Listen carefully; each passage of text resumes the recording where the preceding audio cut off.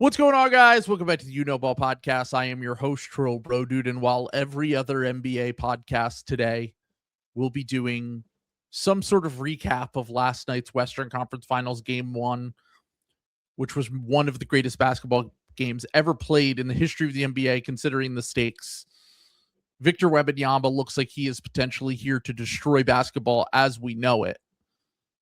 And yet, we are here at the You Know Ball podcast to talk about what's really important, which is revisiting Daryl Morey's tenure with the Philadelphia 76ers for about the 80th time on this podcast, because we just need to dive into this thing one more time and give the Hogs truly what they need, which is why we are the number one basketball podcast in the world. So are you excited to do? I do believe we have someone in the house here, a special representative to talk about Daryl Morey's case. Your Honor, I'm sorry. Your Honor, I am Millhouse Sneebly, one of the finest public defenders in the greater Scranton area. I was retained by Daryl Morey's salary cap tax payments that was made during his tenure. So I will be defending him here today. I'm hoping to get my first win. I have sent a lot of my defendants to jail through a series of mishaps, presenting evidence. The one time I fell down and my pants ripped and I left, and then my guy that I was defending got the death penalty.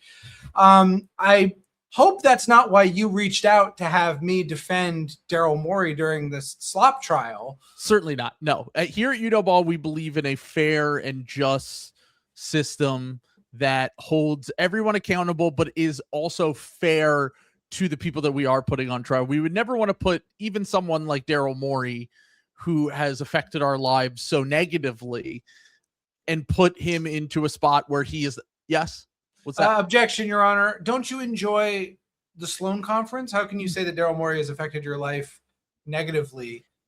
Don't you dislike the concept of China? And he is one of our foremost anti-Chinese. We would all be speaking communist right now if it weren't for Daryl Morey and his work that he's done.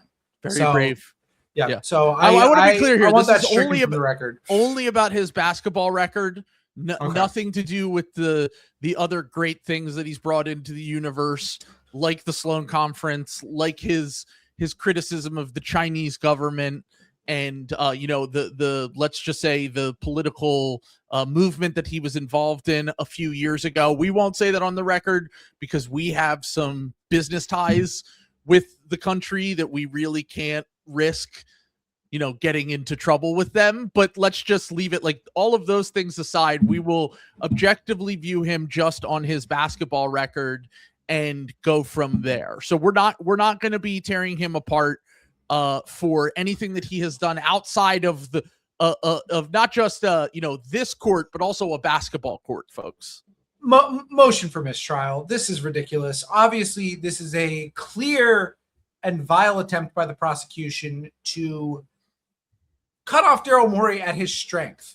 How much everyone likes him and is not upset by being in the same room as him. Yeah. You can't handle his raw charisma and quite simply the amount of just people pleasing thoughtfulness that he has. So we have been accused of hating on him just because of his sex appeal. Strike my laugh from the record. Strike my laugh. Irrelevant. It's very funny that I was hoping to prepare and realized that I didn't have a suit that fit me, and I knew that Sam was gonna one up me here anyway, and end up coming to the podcast in a suit. It would be very funny if we were both dressed in suits, but let's be honest, I'm not as dedicated to this as Sam is. So we will be going into the Daryl Morey Slop Trial in just a minute. We have Chiodo coming to talk to us about this. But before we get into that, I do just want to very briefly, I want to talk about two things that you need to address immediately. First off, we had a Cavs fan in the Discord that wants to know, after the Cavs went down 2-0 to the Pistons in the last round, You did officially give up on them. You said they're done. You said you don't believe in the Cavs coming back in the series. They came back in the series. They won the series in 7. Would you like to apologize to Cleveland, the city of Cleveland, and the Cavaliers for this grave mistake? Yeah, I'll apologize. I'll apologize by saying you're welcome. Another brilliant zag by me, and you guys are in the conference finals. All checks can be made out to me. Sam Sheehan, Westbrook, Maine. I was gonna say, I think Kylie owes you. Kylie owes you her life right now for finally, even though James Harden did have a stinker of a game 7, they still won anyway, which was the best way to go about it, because he played absolutely terrible in the first 2 games and then won them basically 3 games in that series before that stinker of a game 7. Literally the best game to be bad in is game 7 because it happens the least often. So true. James Harden might be the best player of all time. Yeah, I mean, dropping kayfabe for a second. They beat the loser allegations. More specifically, Jared Allen, especially, I think, beat the loser allegations, and I think that was what swung the series. I'm used to him kind of shrinking from the moment. It's going to be very interesting to see in this Knicks series. Now, did he rise to the moment, or did Jalen Duren shrink away from the moment so positively that he kind of became like a gravity force that pulled Jared Allen up? 2023 Jared Allen came back into existence, rising up to the moment. And I think we're going to find out today. So yeah, I genuinely was wrong about that. I thought it was over, and I credit the Cavs for showing off their made of sterner stuff. Evan Mobley had a bigger series than I was giving him credit for, and I think they're in a really good spot. Knicks in 5. Yeah, I mean, I definitely picked the Knicks and the Thunder to meet in the finals, and we'll see if Wemby and the Spurs can upset that and then give the Knicks potentially a better shot to win the NBA Finals. But the Cavs, like you said, I was very impressed with Donovan Mitchell in that game 7. James Harden in the middle of the series kind of kept them in it, and then both of the bigs beat some of the loser allegations, although I will say that Pistons team to me is certainly not what I thought they could have been before the playoffs, a quality conference finals team. I mean, they almost lost twice. They went to 7 twice. They probably should have lost in the first round, but we'll address those things on the Patreon episode when we talk about the end of their season later in the week. But we'll also talk more about the Wemby stuff and how it relates to this draft upcoming specifically. But let's get into what people came here for, which is the Daryl Morey Slop Trial. We have Chiodo in the house. First off, congratulations, Chiodo. A very strong few weeks for Chiodo. Not only do we have the Sixers finally defeating the Celtics, Joel Embiid winning 3 straight to end the series, having this incredible run from him in the first round. Then the Phillies fire their manager, who you have supported, but also you understood it was time to move on. Yes, Don Mattingly hit the tell Kyle Schwarber to be prime Barry Bonds button, and it's worked. So credits to Don Mattingly. Special stuff. When the Phillies fire their manager, they instantly turn into a championship contender. It's a great bit. It's an incredible bit. I think they should do it every single year. And then third, on top of this, the reason you're here today, Daryl Morey was fired, something that me and you have been kind of pounding the table for quite some time. I feel like I want to give you credit because I think the last time we did this was probably in 2024. We did I believe it was after the Knicks series. I think it was 23. It might have been 23. I don't think the George thing happened yet. Okay, yeah, because it might have been 23. I went back and I revisited some episodes that we did in 2023 when we were both kind of losing our mind over this idea of punting a season again and the cap space plan and all that shit. And we'll obviously dive into all that. But I do think that you were a little bit ahead of the curve in terms of criticizing Morey and thinking that he was actually a very overrated GM. And it took me really until that year and the following year to kind of catch up to that. I hated Morey really since the 21 deadline. When they first got Morey, I was freaking out. This is God. Like, I can't believe we have Daryl Morey running the team with Joel Embiid's prime. The 21 deadline is where I still thought he was a good GM at the time, but he kind of lost me. Like, what are we doing here? We have the 1 seed in the East. Joel Embiid is the MVP of the league. He's 26 years old. Like, we're just trading 4 seconds for George Hill? Like, what are we doing? Yeah. And then where he really lost me, even though it ended up being the right move, Riley, was when he spent that entire summer post Ben just saying, like, we'll keep him all year. And I was like, what is this? Like, what are we doing? We're just wasting a year. Granted, they ended up getting Harden. They could have gotten Halliburton. Like, he probably was right about that. But that was when at the time I still thought he was a good GM, but it's when when I started to actually dislike him, the way he runs a team. Like, and I actually think that's really important, because normally when we go through these transactions, and I'll pull up his Basketball Reference page here in a second, normally when we put these GMs on trial and we pull up their transactions, we're largely judging them based on the moves that they made as a GM. But in the irony of this is that Morey's goes beyond the spreadsheet. It goes beyond the transaction page, in that he obviously has, even if you like some moves he made, even if he did some things that were nice and acquired a lot of talent over the years with the 76ers, I think you have to admit that he ultimately is a GM that is someone that is not particularly well liked by players. He's not particularly well liked by coaches or agents or circumstantial. A lot of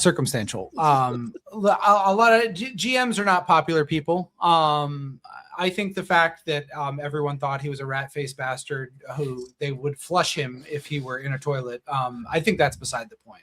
Sure. And kind of his people-pleasing skills. Do you think people-pleasing skills would have helped out in the Ben Simmons situation? Do you think it would have been good to not alienate him and maybe try to salvage that relationship? Obviously not. No. They could have saved some Chinese kids from a very awkward situation. Well, we also could have held Ben Simmons back from his true passion, which is bass fishing. Congratulations, Ben. He won a championship yesterday. He's won a championship. Joel has beaten the Celtics. Tobias scored 0 points, 0 field goals in an elimination game. Everything's back. And James Harden embarrassed after his comments about no one making moves at the deadline. We have the Daryl Morey century of humiliation ritual beginning with James Harden playing well. I just want to say a quick aside. It is insane to me that they just keep playing basketball. Because I was thinking after the Knicks series, like, man, that was fun. That was exhausting. That was all. Like, we lost, but I'm assuming we recovered from that series for a week. Like, wow. Hypothetically, you'd have to do this for 6 more weeks, and it gets harder. It's insane. I can't believe they just keep playing. I said after they won in the first round, I said, "What is it like to win a champion? Does that just feel like you had run a marathon?" I just don't understand. Like, they just keep playing. Like, that's never actually hit me until then. Like, wow. Like, if we would have won a championship, it would have been another 6 weeks of this. Like, I don't. And the final schedule, you have 2 games. You have 2 days off in between every single game. Frankly, that's try-hard behavior. I needed to lock back in on the Phils anyway. I'm happy we lost. I'm so glad that you're focusing on what truly matters in life. The Phillies post Rob Thompson. We got a head start on the cup. I agree. I needed to watch the 3-headed monster of Caleb Duran, Jalen Durbin, Jalen Duran, Jaron Duran, and Trevor Story combined to be 3 of the 10 worst OPS marks in Major League Baseball. So very happy to be back watching. 3 Rangers. He's going to be fine. All right, let's get into the Slop Trial here. I'm pulling up Daryl Morey's transaction record. He was hired prior to the 2020-2021 season. And we'll go right into his first moves with the Philadelphia 76ers, which very, very funny here. I think we talked about it the first time we did this. And I obviously have a little bit of a different perspective on it now, but it is very much like when a musician or a band or a rapper, they come out with a song that like takes over the nation. And it's basically a one-hit wonder style thing here, where you release your best shit first. That's the equivalent of what Daryl Morey did on 2020 draft night here. Your Honor, I want to push back on this. Trill is obviously trying to construe that Daryl Morey is Asher Roth, and I won't have that. I won't have that in this courtroom. I Trying to love set up spreadsheets. sheets. Yeah. Hey. And I love crypto. Hey. Hey. I was hoping, probably not going to happen, that we could lose the crypto ad now that he's gone, but probably not going to happen. No, I think that goes beyond Daryl Morey. Look. Yeah, but it was easy to blame him for it. Yeah, it was fun to blame everything related to Bitcoin and crypto on Daryl Morey, but NFTs, all of that stuff. NFTs was insane. Color Star. That's also why the Ben situation was the same time he was doing that. So that's another reason why he started to lose.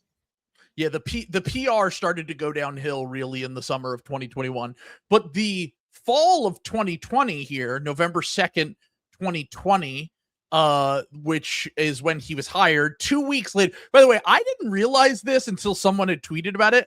This was only 2 weeks after he was hired. It's very funny to me that his best time as the GM was literally 2 weeks after. Now, look, was he maybe thinking about some of these trades and stuff when he was still with Houston and how he would rearrange? I'm sure he was. But the draft pick stuff, he certainly was not thinking about. So I just want to say really quickly here before we get into, just to put it into context, this is 16 days after he gets hired that they have the 2020 draft. This was basically, in my opinion, when you talk about, I got more dopamine from 2020 draft night than I ever got from any Sixers game during this entire tenure.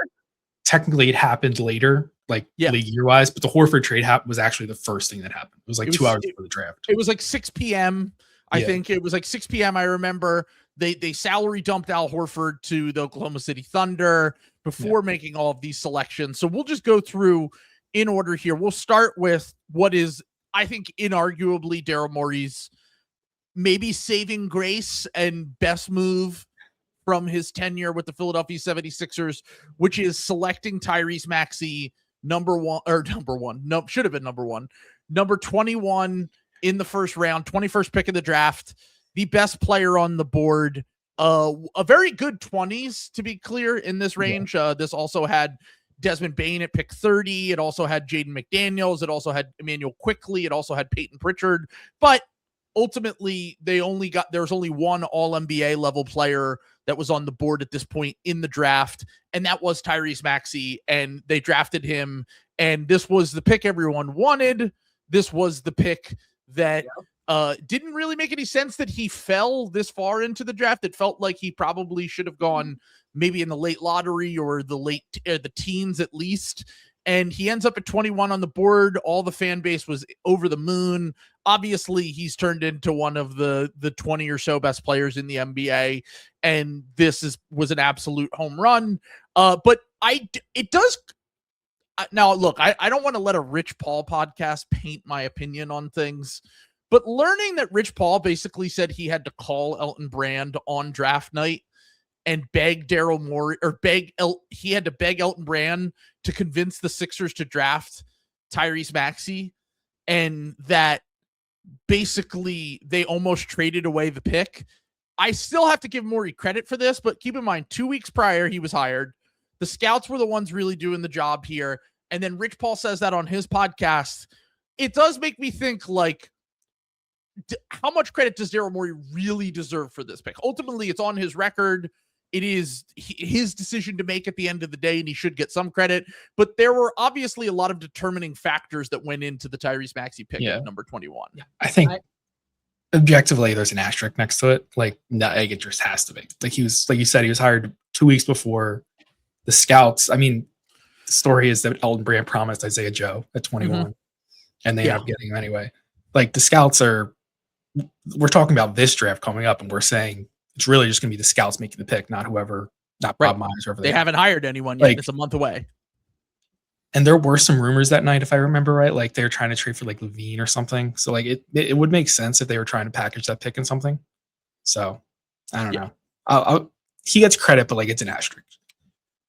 Well, I think it's interesting that you Sixers fans bring up him getting credit, because I agree he should get credit for this. Credit for loving too much. Credit for being... what do we know about Daryl Morey? He likes to have things his way, okay? He was obviously looking to unload this pick to reshape this team in his image, okay? He inherited a broken and let's just be frank about this, fucked up roster with the Ben Simmons situation, Embiid, none of these pieces fit. He sees, as a man, much like a Roman emperor, looks out over the bread and circuses and sees that the people are crying out for something fun, something to bridge the gap. What Daryl Morey did here was basically wring his own neck for the benefit of the fans. Because if he had used this pick to guide his vision of the team instead of giving the fans what they wanted, the Sixers could have rebuilt and been back to title contention by now. And we're having a totally different discussion about him. What he did let his sentimentality and wanting to get off on the right foot with the fans cloud his judgment. And now I hear you guys stabbing a man in the back for what? Giving you the most fun Sixer of all time? Well, if that's a crime, then lock me up too, because I don't think that's a fair thing to do to anyone. Well, by the way, quick sidebar. I do kind of think that there is something to those rumors, because I'm looking at this and they somehow drafted Theo Maledon 34th. But no, hold on. Yeah. That was the trade with that was the Al Horford trade. Oh, okay. That was the Al Horford trade. Yeah. Okay. So they had 3 second-round picks in this draft. Okay. Okay, they actually technically had 4. They had the 34th pick, they had the 38th pick, they had the 49th pick, and the 58th pick. Basically what they did here was they used the pick that was Theo Maledon. They included that with Al Horford, and the future first that they ended up, conveying this year in this upcoming draft, 2026, almost conveyed last year before it became the VJ Edgecombe pick to OKC. And they got Danny Green back for Al Horford, basically. And so that was Theo Maledon. And then Tyler Bay was included in the Josh Richardson, Seth Curry trade that was also made on 2020 draft night, which we'll get to in a little bit here. And then obviously he nailed the Isaiah Joe at 49 and Paul Reed at 58. I'm giving Isaiah Joe, I'm giving 100% Elton. That's Elton. Yeah. We knew prior to Morey being. Yeah, I was gonna say Vince Rosman and Elton were kind of key in this draft because we knew. I'm actually just giving this entire draft Vince Rosman. Actually, let's just give it to Vince Rosman, and hopefully Sixers ownership sees this episode and they hire him. Vince Rosman nailed this draft, and Daryl Morey screwed it up. Yeah, by cutting Isaiah Joe. Yeah, he took. And then who signed Isaiah Joe after that? Yeah, Vince Rosman. Vince Rosman and the Oklahoma City Thunder. This draft might actually be a negative on his record. He got handed like the best draft ever, and he cut 2 gold mines in the second round. Like this is a disgusting bit of Sixers propaganda. And if calling it out is wrong, then I think I said this in the last one too. I think on the last one I also said that he should actually get negative credit. He should get negative credit for drafting an All-NBA. And that was before the Paul Reed thing. That was when Paul Reed was still a Sixer. I was going to say Paul Reed at the time was definitely still a key contributor on the Sixers, which is it. So like, this is the thing that drives you the most insane about having Daryl as your GM, which is that he walks away from this draft with 2 starters in Danny Green and Seth Curry. And by the way, we haven't even gotten to that yet. So we'll talk about that in a little bit. But the Paul Reed and Isaiah Joe, they are, I mean, look at that second round. There's an argument to be made. They're the 2 best players that were drafted in the second round of this draft. And they got them very late. Not only in the second round, like 49 and 51. Or that's usually where, it's basically just 2-way guys go there. And Isaiah Joe got a real contract. Paul Reed had to earn his way up from the 2-way contract to a real contract. But the frustrating thing about this is like Morey and the scouting staff clearly had an eye for talent, and they clearly knew who to take and who was going to be an NBA player. And the lack of patience in this made it so that they basically ended up losing both of those players for nothing. And yes, the Tyrese Maxey pick is what you walk away from this draft with as the gold chip, the high watermark of this draft. But at the same time, like, if you walk away from any draft with an All-NBA player at the end of the first and 2 key bench players from the second round, that's like literally one of the greatest drafts of all time for a GM. And you really only got 1 year of Paul Reed out of that from those 2. Even if they like draft Pritchard here, that's still probably maybe the best draft in Sixers history. Pritchard, Joe Reed, like. Yeah, I mean, in terms of how many players I have they to go walked back. away with. Yeah, I'm not talking about like when you get the first pick. And you Well, get I was going to Embiid. say 2014 had Embiid and Saric, and they also got their 2017 draft pick back, which was key, obviously. So that there are certainly some ones. I'm sure if I went back throughout history, if I remember correctly, Iggy and Kyle Korver might have been the same draft. Okay. That's probably that's a pretty good one if I remember correctly. If it was Pritchard instead of Maxey. They might have been a year apart, but I can't remember. But either way, it's definitely up. This is certainly the best draft. Value-wise, they'll never have a draft better than 2020. No. Like walking away with an all-NBA player, a key bench player in Paul Reed, and a solid bench player in Isaiah Joe. It is also like, not to take even more credit away from him, but like it is a once-in-a-lifetime draft. Like if that draft happens any other year, Maxey's going like late lottery at least. Yeah. For sure. Yeah. And they'd probably still end up with a good player because the 2020 draft ended up better than we all anticipated. But coming away with like Sadiq Bey. Yeah. Good pick at 21. But this almost just makes me mad because it's just like, how do you start this way and then end up with a team that never has any depth ever? Yeah. I mean, at this moment in time, Embiid's 25 years old. Like this should be the setup to a championship. So they traded Tyler Bay who was taken in the second round with one of their picks, and Josh Richardson to the Dallas Mavericks for Seth Curry. Great trade. Seth only really played 1.5 seasons for the Sixers, but it was the best 1.5 years of his entire career. Me and Chiodo will constantly it will be like a random Tuesday in August, and we'll just be like, I'm looking at Seth Curry stats from the Hawks series. Unreal. It's like it's Steph. Like you would think it's Steph. He literally was Steph for 7 games in a series that we lost to the Atlanta Hawks. It's not like we lost that to the 23 Celtics. No, we lost that to the Atlanta Hawks. It's unreal. It is a shame that I feel like Seth's kind of just getting lost to history as a Sixer because he was really fun for a year and a half there. Even 21-22 when he came back, he was still awesome that year. He was the second best player on that team. It was him or Tobias because Maxey had started to take steps. Yeah, Maxey was like up and down a little bit, but yeah, and he hit his stride in January. But if I remember correctly, I think Seth Curry might have been at least the second best offensive player. I remember on that team. Off the top of my head, I remember his first like month or two of 21-22, him like carrying over the Hawks series because I remember like me thinking like, oh my God, do we like have a cornerstone piece here? Like, do we have to extend this guy? Obviously not. But his career after the Sixers was basically over. But that's also just like a small unathletic guard that gets the league injuries and the league was going away from him. He was a very valuable player for the exact time before the Sixers had him and when the Sixers had him. Yeah, we got him at the perfect time. And these were the kind of moves that I expected Daryl Morey to make. Identifying now, look, was Seth ultimately going to be a key contributor on a championship team? Probably not. The defense and all of that stuff would have caught up with them. And this was 2021 when there were no fans in the stands. Really, it was like half filled, I think. So the shooters obviously benefited a lot from the bubble environment and then from this. So it was clearly the best stretch of his career as a shooter and for that time period, but.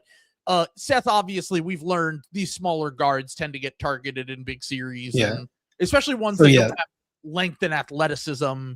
And so, but just to put it in perspective, in the 21 playoffs, Seth Curry averaged 19 points a game, shot 57.8% from the field and 50% from 3 on 7 threes attempted per game, shot 66% on 2s. It is literally one of the best. Yeah, I just looked up. So Seth in 21-22, when he came back from October through December, he was 16 a game on 60% from 2 and 40% from 3. Yeah, he was unbelievable. Yeah, we do have some slop. We have some now slop. Jason Kidd was just fired. Mr. Kidd. I'm not really surprised by that. I mean, I'm not surprised by that at all. One, because there was always some shadiness going on with the Luka stuff, and it seems like he might have been keyed in on that happening before it happened with Nico.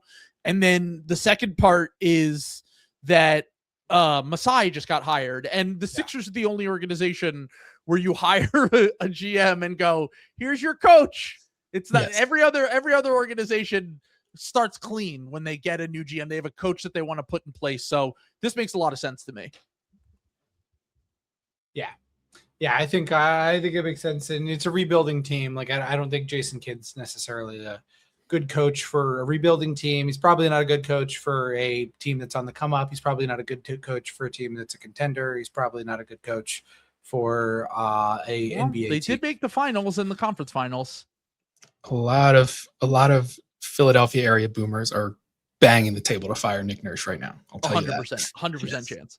100% chance that a lot of people will be they'll be saying he could be the coach and the GM. Yes. So back to this, obviously a fantastic trade. And once again, one of the kind of trades that I expected him to make, identifying someone like Seth, who was like undervalued, was on a scam contract, would fit well with the team. Now, ideally you wouldn't have him as a starter. You would have him as like a bench guy, but he did fit in really well. He was really good in the year and a half. Yeah, I mean, this is, like you said, when they hired Morey, this was the type of thing. And this is why the first 2 years, even though he kind of drove me crazy, I was like, this is a really good GM. Yeah. This is what I expected. You turn Josh Richardson in a second-round pick in a year where you had 4 second-round picks. And within 2 years, for Seth Curry, who you then turn into James Harden as a piece for a James Harden trade. And within 2 years, Josh Richardson was salary dumped twice after this. One of the worst Sixers of all time that no one remembers, but yeah. I mean, that was really the start of like, do not trade for Miami Heat players. Yes. Like this, you will make a mistake unless they're a white shooter like Duncan Robinson or Max Strus. So the but by the way, I just am now putting this together because in my head I always think about, which we'll talk about right now, the Danny Green Al Horford trade, which is a little bit further down. They had to wait to execute this one, but it was Al Horford, Teo Maledon, Vasilije Micic. By the way, the Vasilije Micic inclusion, I remember crashing out over that, which is very funny. Yeah. And a 2026 first round pick, which we just talked about, ended up becoming the pick that OKC has from the Sixers in this upcoming draft for Terrence Ferguson, Danny Green, and Vincent Poirier. The Sixers top 6 protected the 25 pick and obviously did not convey. But everyone always brings up, like, we salary dumped Al Horford. We only had to include a first to get off the contract, and we got Danny Green, who was once again a useful starter for us for 2 years. And fit much better with what we were trying to do here. But the part that people always bring up is this allowed OKC to get real value for Al Horford a year from now. They salary dumped him to the Celtics.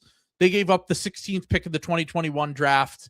And obviously it helped the Celtics get Al Horford back. They go to a finals. They win a championship with him. Well, and also get off of Kemba, who had an albatross. Yeah. They waived Kemba before he never even played for OKC.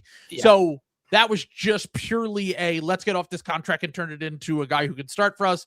Ended up being a great move for the Celtics. But the other part of this that I didn't put together was that they also got Josh Richardson, who they then use as salary to trade for Derek White in 2022 at the deadline. Something that I've complained about the Sixers not having. I remember complaining about this. I remember complaining about it on Slopfest 2022. You can go run the tapes and complain. This is just under so many memories of me getting mad at things that I forgot about. And the reason I bring this up is that the reason why I've always felt like how the Celtics do things and how Brad Stevens specifically does things with the trade exceptions, with having tradable salary.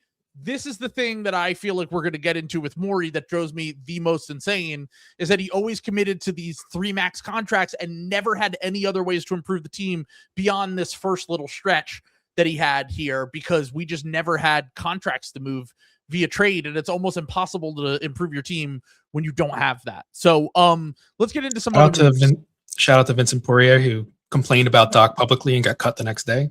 Demon. Absolute demon. My guy. Signed Dakota Mathias to a 2-way contract. Legend. Won us a ball game. Yep. Miami Heat game in 2021. We'll never forget that. Signed Dwight Howard, washed Dwight Howard as a free agent, which was assigned to come. His first free agent he ever signed with the Sixers was like 36-year-old Dwight Howard. He was kind of fun until the playoffs. I was going to say, fresh off a championship with the Lakers too. So he was at least a rotation player for a contender the year before. traded Zaire Smith to the Detroit Pistons for Tony Bradley. Another thing that I was like, oh man, we're already giving up on Zaire. It's only been 2 years. I was also like, I also didn't like it. I was like, don't like this. And then played like 2 games. Yeah. Found out very quickly why they did this. I think he is now a filmmaker, if I remember good for right. him. Good for Zaire. Yes. Well, he does the basketball tournament sometimes, I think. Yes. So Tony Bradley, Sixers legend, who's still kind of hanging out around there, had at least one game, funny enough, against the OKC Thunder that was famously made Joel Embiid build around Tony Bradley. He tweeted, that was my greatest memory of Tony Bradley. With it ended up having the Sam Presti liked them and traded for him. So that was clearly good enough to win him over. Signed Justin Anderson to a multi-year contract, one of Joel's friends. This was really Justin back. Every move so far is just kissing Joel's ass, basically. Yeah. Like people do forget at this time, it was like very much within the organization leading up to Daryl getting hired. There was very much a Ben versus Joel thing. Oh yeah. And the previous front office kind of sided with Ben over Joel. Colangelo era was Ben. Like the Colangelo era, and then kind of the little collective front office afterwards, as cronies running the team. I think they all also were like, yeah, we're going to get Al Horford to play with Joel, but we're going to really do it to have a spacing big for Ben when Joel doesn't play. Yeah, I mean, the 1920 offseason was literally just the Ben offseason. Yeah, I mean, they got rid of Jimmy Butler. Like, they were going all in on Ben and Ben being the point guard, and we're going to get you spacing, even though they didn't get that. And we're going to, this is going to be your team. And it obviously kind of blew up in their face. Another minor thing that no one remembers, but the Ben Simmons rookie extension got announced 5 minutes after Jimmy Butler got signed and traded to Miami, like 5 minutes later. So. Which is very funny because it was like, the timing of this is not necessary because Ben was not even a free agent. This was once again, a rookie extension. He still had a year left on his contract. So it was a sign that they were siding with Ben and going in that direction. Now, to be clear, in defense of Morey a little bit, he did inherit a shit situation. Like, the team was a mess. The team was a mess. They had he was the first one that identified that Joel Embiid was in the front office, was a better player than Ben Simmons, and that they were going to build around Joel Embiid and not around Ben Simmons. So they got a shooting two-way wing in Danny Green. They got a movement shooter in Seth Curry. They signed Justin Anderson, who's his friend. And they started trying to get competent backups by getting Dwight Howard and Tony Bradley. Now, obviously, that didn't end up working out. They also drafted Paul Reed and Isaiah Joe, who, by the way, Maxi's probably the only one that you didn't know if he would fit with Joel, just because he wasn't really a shooter at the time. Isaiah Joe certainly would have fit with Joel as a movement guy, and Paul Reed as a backup, maybe even a 4-5 that could play a little bit with Joel. So nothing of note other than signing Ryan Brokeroff. If you don't know what he looks like, I request Googling him. He literally looks like an accountant. I think his nickname was the Accountant, if I remember correctly. So that was one of the funnier signings that we had during this time period, but nothing really of note until the trade deadline. Signed Rajon Tucker, one of Mike Levin's favorites. Oh, I loved Rajon Tucker. Jump out the gym. I thought he was actually a guy. Yeah. Unfortunately, he was any vaguely athletic wing on the Sixers during this time period. I was like, oh, we got and literally all you had to do was jump and run and be. And there's also was a time where I was still in my Morey as a genius phase. So every guy they brought into, I was like, oh, Morey's found something. He was solidly in the prestige zone his first year when he was the GM of the Sixers. Anything he did could not be wrong. So let's run to his first trade deadline. Now, keep in mind, Chiodo brought this up earlier. It is the COVID season. Ben and Joel actually got COVID at the All-Star game. Famously did not play during that. Also, I still will argue to this day, not going to defend Tobias Harris, but he was certainly better than Ben Simmons to start that season. And if a second Sixers was to get it, it was Tobias. It was not Ben. Ben was a disaster for the first month of that season with the Harden stuff swirling. Well, that was the other part of this, is that the Harden stuff was another way to kind of align. This is Joel's team, because the Harden stuff for the first half, the reason I started this podcast was because the Sixers did not get James Harden, and we were like, where do we go from here? So we did a podcast, darkest days of sports fandom. So the Nets trade for James Harden in January of this season. And the Sixers were the other team that were being considered. The rumor, the official offer that we had heard that was confirmed was Ben Simmons, Matisse Thybulle, and 2 first-round picks for James Harden. There are rumors that the Rockets wanted Maxey and the Sixers didn't want to give up Maxey. And I actually think knowing Morey now, I do wonder if that was true or not, because obviously at that point they had Maxey in the building for a month. They saw how he looked I remember his first preseason game being like, this guy's fucking incredible. Yeah. And I also remember that this was around the time that they had played the game where a bunch of guys were out with COVID. Yeah, it was like 4 days before that. The Harden trade was 4 days after that. Yeah, and Maxey had dropped 39 points. So they knew what they had in Tyrese Maxey. But I still am skeptical that Daryl Morey would draw the line there if it meant acquiring James Harden in his prime. Yeah, I can't imagine. If it was truly like, if you include Maxey, you have James Harden.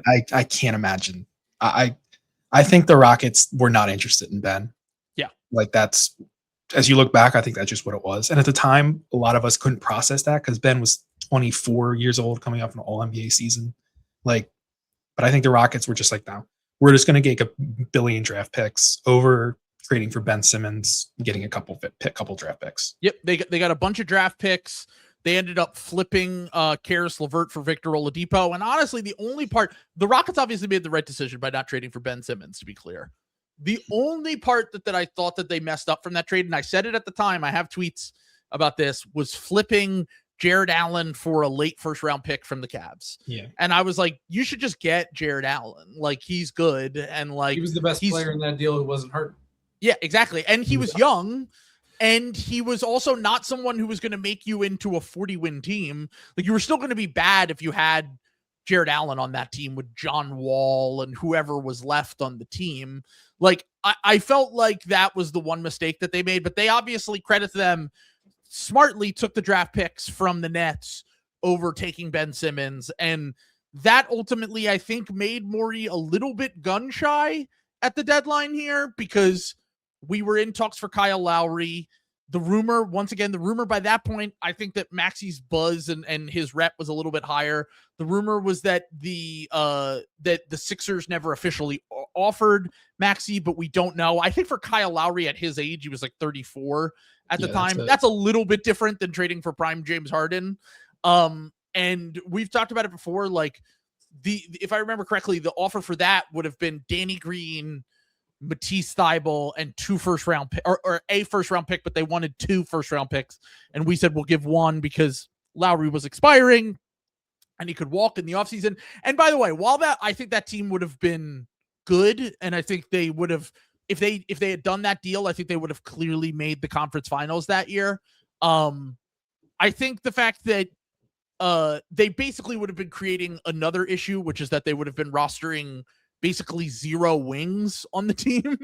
And they would have at least had more of a traditional point guard in Kyle Lowry, but the Kyle Lowry, Seth Curry backcourt's very small. Like, they wouldn't have been a championship contender. They would have been a good conference finals team, and they probably would have lost to the Bucks or whoever they played in the conference finals. The Hawks. The reality is, if Lowry's here, Ben doesn't collapse like that, but I think we were heading down that path regardless with the way the season started and his back stuff. Like, we were heading down a path where it was going to end very badly.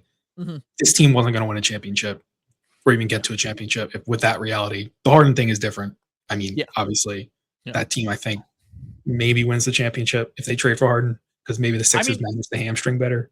If the Sixers push in all the chips and they say, we'll give you Ben Simmons plus like Matisse Thybulle and like 3 first-round picks, and we keep Maxey in the process, that's kind of a best of both worlds thing, where once again you are creating other problems. Like, the roster wouldn't necessarily make a ton of sense right away, but the ceiling would just be so much higher with that duo plus whoever else you had on the team. I'm not saying this would have been a good thing, but they hypothetically could have done Harden and Lowry.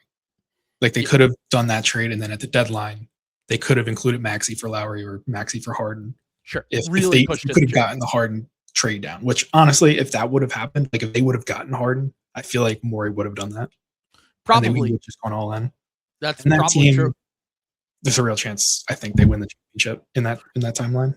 Because of that year. I think they probably at least get to the finals because of the way 2021 it was we talked about it. Like if you look at like all the Final Four in the 2021 season, that's the one that stands out. Yeah, honestly, if they do that trade, they do Harden, they're just the Bucks probably. They win a championship and it all falls apart very quickly. And Joel's on a new team in 2024. Like I literally think that it would have cost Daryl his job, but they also would have had a better chance of winning a championship. Yeah. Having said that, we do understand the importance of perimeter defense now, and that team's perimeter defense, you would have had to trade Danny Green, Matisse Thybulle, and Ben Simmons. Like, I don't know if there's a team they would have run into that could have made that like completely untenable. It's definitely a flawed team, but that year was just so like they were going to play Atlanta in round 2, round 3 Milwaukee, who I know they won the championship. No fear of that Milwaukee team. Never had any fear. They of were Milwaukee. 7 deep. Like they didn't have. They had like 6 guys. Phoenix. And then Phoenix. Yeah. No, it's absolutely a possibility. Ultimately, Kyle Lowry falls off a cliff about a year after this, and it would have been the all-in move to kind of push in the chips. But so this was the long and short of this. I'm not going to read all the details here because it's just way too insane. Yeah, I was going to say the Sixers did get the pick that became Janai Broom. They somehow got that pick back at some point. I think that was literally in the Quentin Grimes Caleb Martin trade, if I remember correctly, that we'll get to a little bit later. But the long and short of this is that the Sixers ended up with George Hill for like Tony Bradley and like 3 second-round picks. And this was, like you said, like this is the opportunity for the team to really make some moves, get some quality contributors, and they end up doing nothing. And they didn't, once again, this is the thing that I've kind of constantly, and it gets worse as time goes on, but I've constantly criticized Morey for is that they never have any insurance. Like if plan A goes wrong, they're fucked. And the perfect example of this is in that Hawk series, Danny Green gets hurt in game 3. Was it game 3, Chiodo? We're up. I think it was like half. Yeah, it was time of game 3. Yeah. We're up 2-1 in the series. The next game we have to start Furkan Korkmaz. And we're starting Furkan Korkmaz in games 4, 5, 6, and 7 of that series. We end up blowing the series. We probably should have won this series. Mm-hmm. We probably should have won this series in 5 or 6 games. We kept giving them opportunities because one guy that's your 5th starter that's 34 years old and Danny Green is the guy that you put a lot of weight on here as a guy that was extremely important to your team, and they end up collapsing down the stretch of the series. The Ben thing obviously happens. They're like every game of this series is basically Joel having to carry the team for the first 3 quarters and getting absolutely gassed by the 4th quarter. He had a half against Clint Capella. I remember, I think it was game 5, the one where they blew the 26-point lead. He had like 25 points at halftime. Sixers account tweeted something very unfortunate. Yeah. They were talking look back at that series and they lose game 1. Okay. Game 2, they win. Game 3, they win. Game 4, they're up 20 at half. I've probably done this on the pod 20 times. Yeah. Game 4, they're up like 20 at one point. Game 5, go up 3-1 with 3 minutes. Game 6, they win and they lose the series. It's just unbelievable. They really had to win. They realistically won like 5 games in a series they lost in 7. They won 3 games. They won 3 games, and in 3 of the games they didn't win, they were up 20 at one point. They lost the series. It's so insane. With the game 7 in their back pocket at all.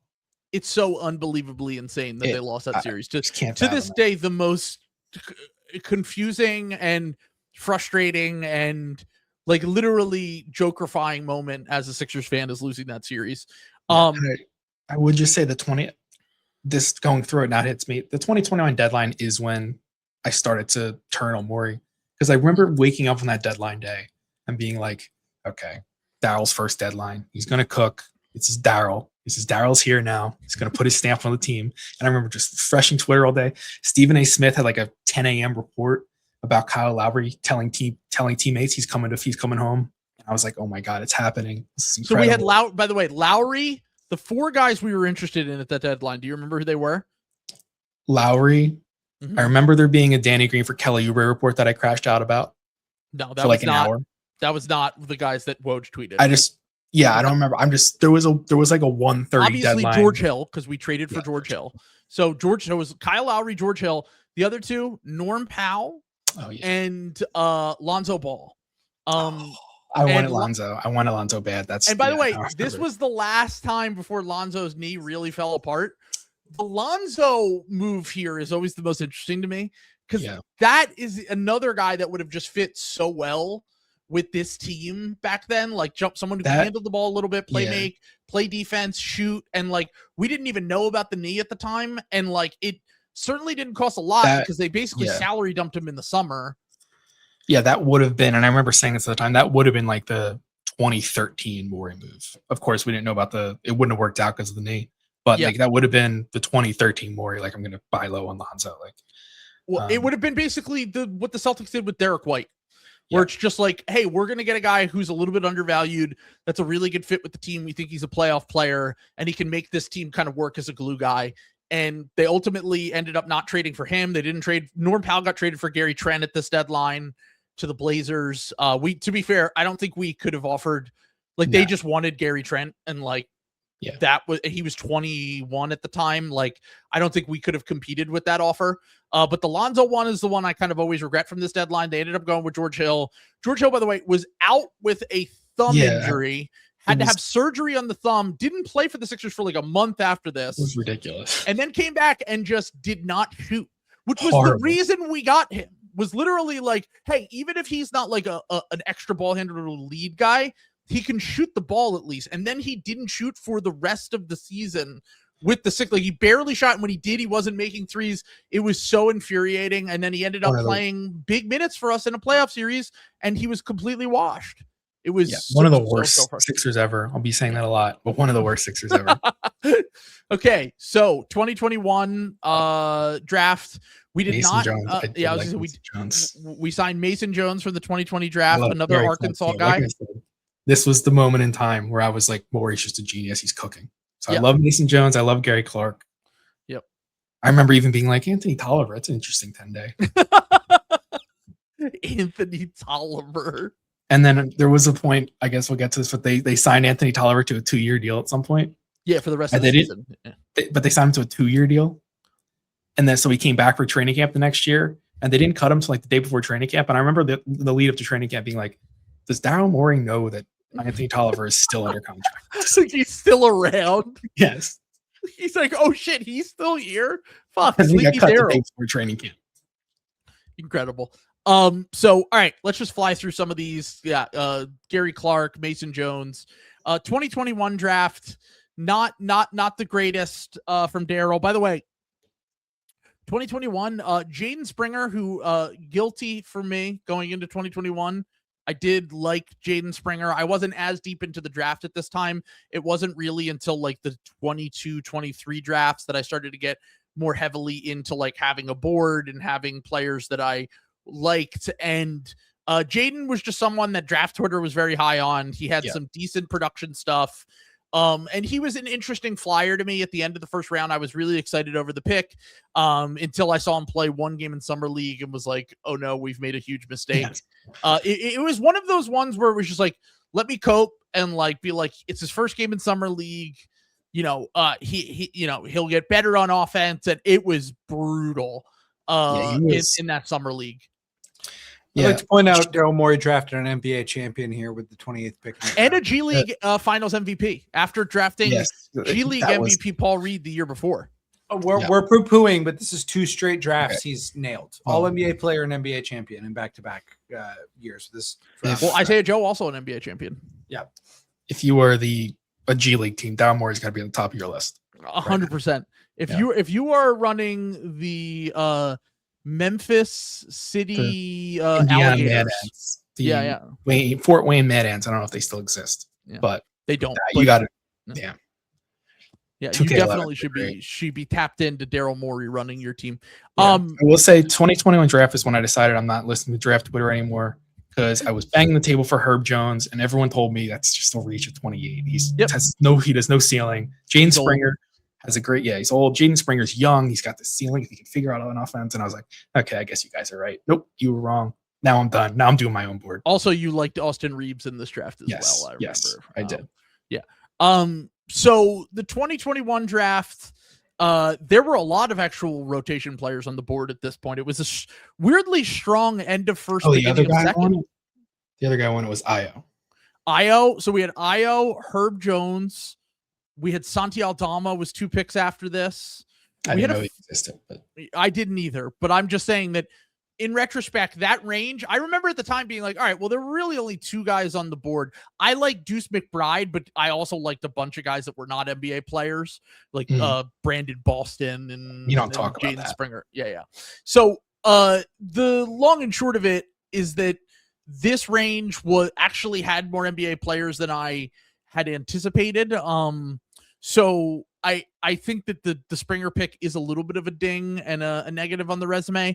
I remember them talking about trading this pick leading up to the draft too. They didn't end up doing it. And then in the second round, they selected Philip Petrusev and Charles Bassey. I still to this day think that Charles Bassey could have been a solid NBA backup if he did not mess up his knee like multiple times. He still is hanging around just because he's an insane rebounder. We had him back at one point.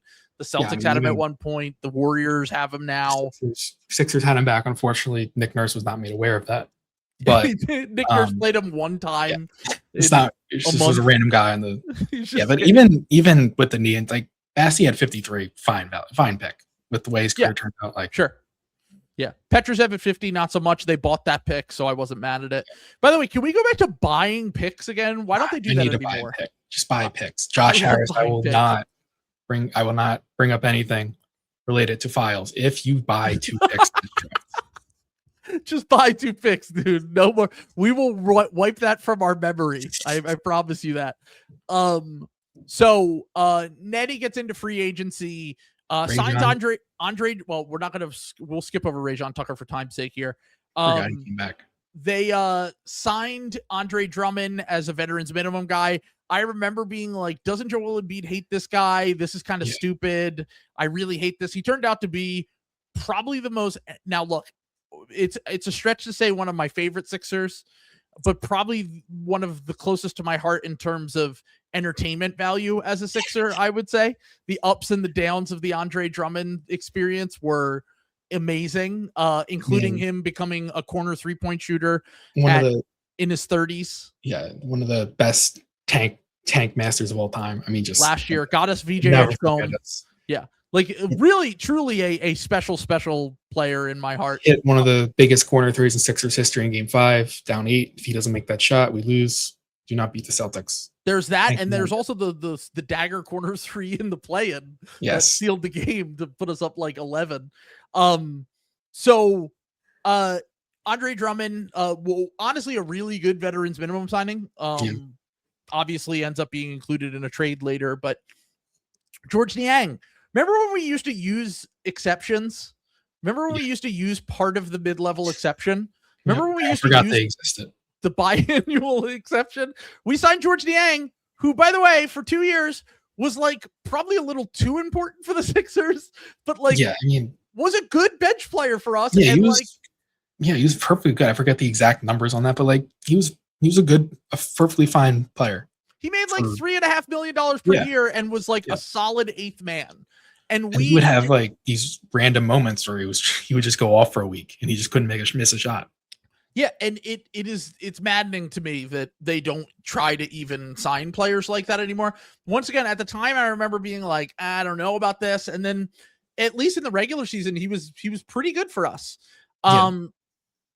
So they signed Danny Green to that 2-year contract with the team option on the second year.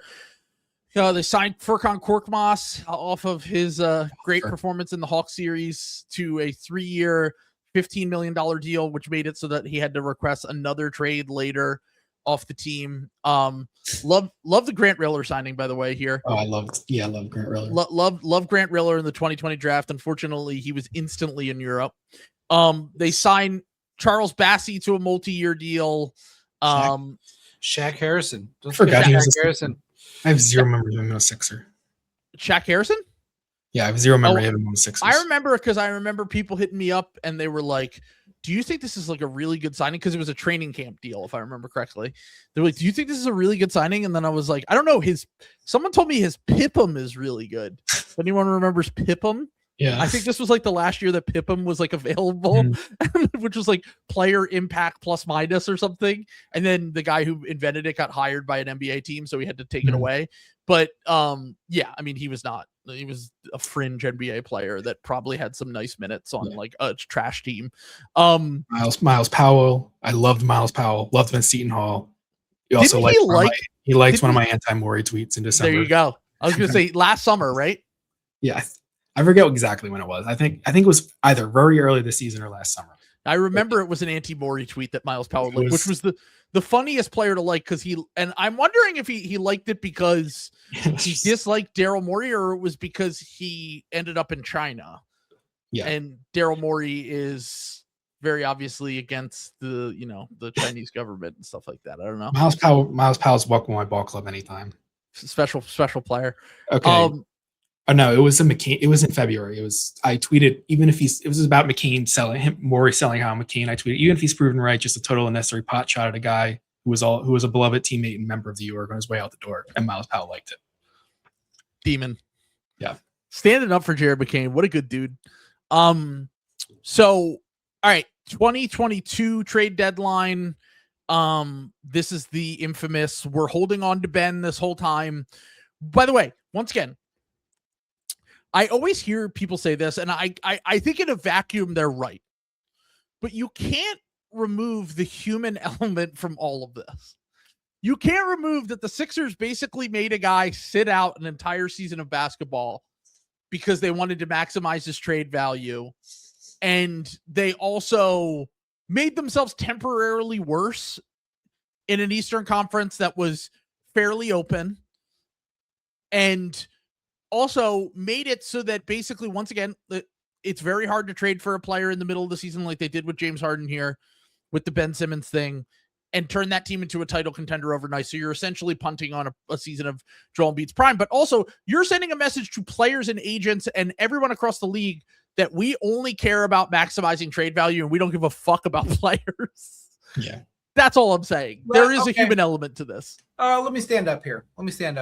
And just talk about. So your attestation here, if I am interpreting the prosecution's case correctly, is that Ben Simmons wanted to play basketball. Ben Simmons, who went on to have some of the most miserable years of his career before not even trying to stick in the league, a brief stint with the Clippers. That man was in heaven. He didn't have to go to work. He was just able to show up and do some of these things. What Daryl Morey did is a labor leader move, the likes of which we have not seen since the New Deal. What other GM would pay a player to not play in the way that Daryl Morey did during this time period and give him his own space for his own personal mental health? I'm just going to say that this puts you in a little bit of a Trotsky position to Daryl Morey's Lenin when it comes to just seeing how things went down. That's all I'm going to say about this, but I feel like a huge part of this, when you're talking about the human element, a trade that Daryl Morey won hands down, saddled the Nets with a contract and a player who could not play. All Daryl Morey did was give him what he wanted and preserve the trade value. He got them out of a sticky situation, and you are sitting here complaining about it. So here's the thing. If getting a great all-NBA player for Ben Simmons who doesn't even want to play basketball is a crime, then lock me up.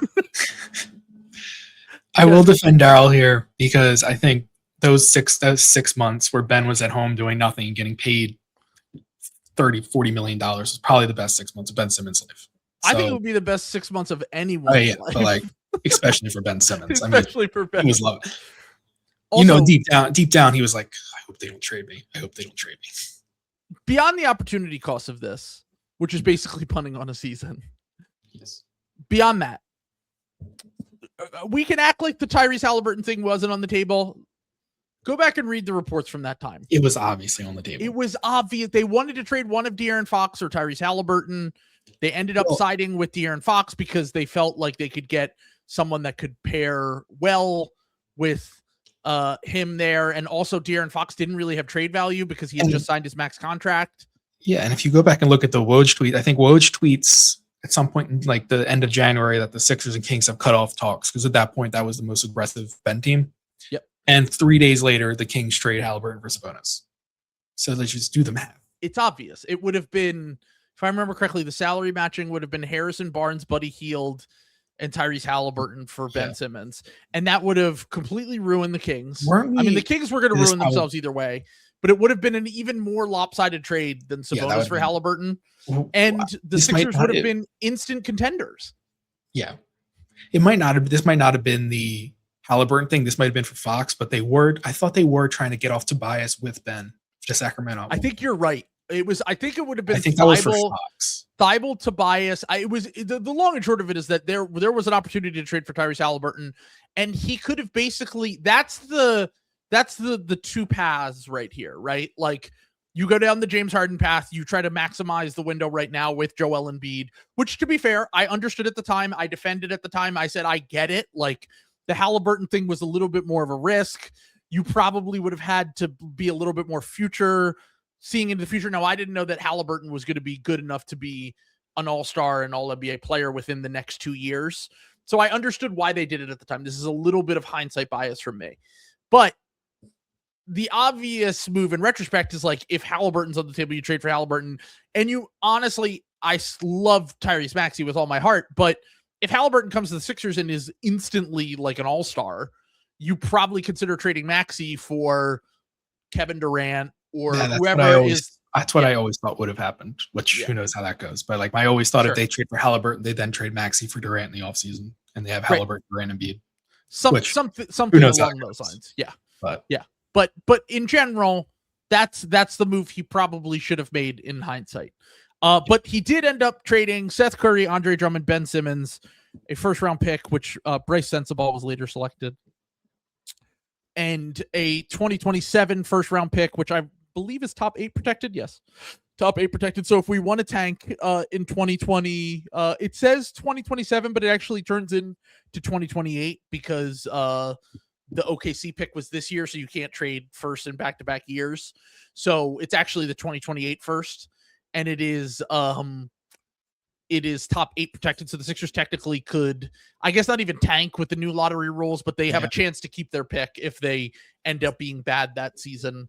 So they basically got James Harden for, the saddling the Nets with Ben Simmons contract, half a season of Andre Drummond, and Seth Curry, who instantly injured his ankle and was never the same after that. Obviously, it's a fantastic trade, regardless of whether there were other good trades out there. Like this is undeniably a home run for Daryl Morey, especially considering he recouped value on James Harden when they traded him later.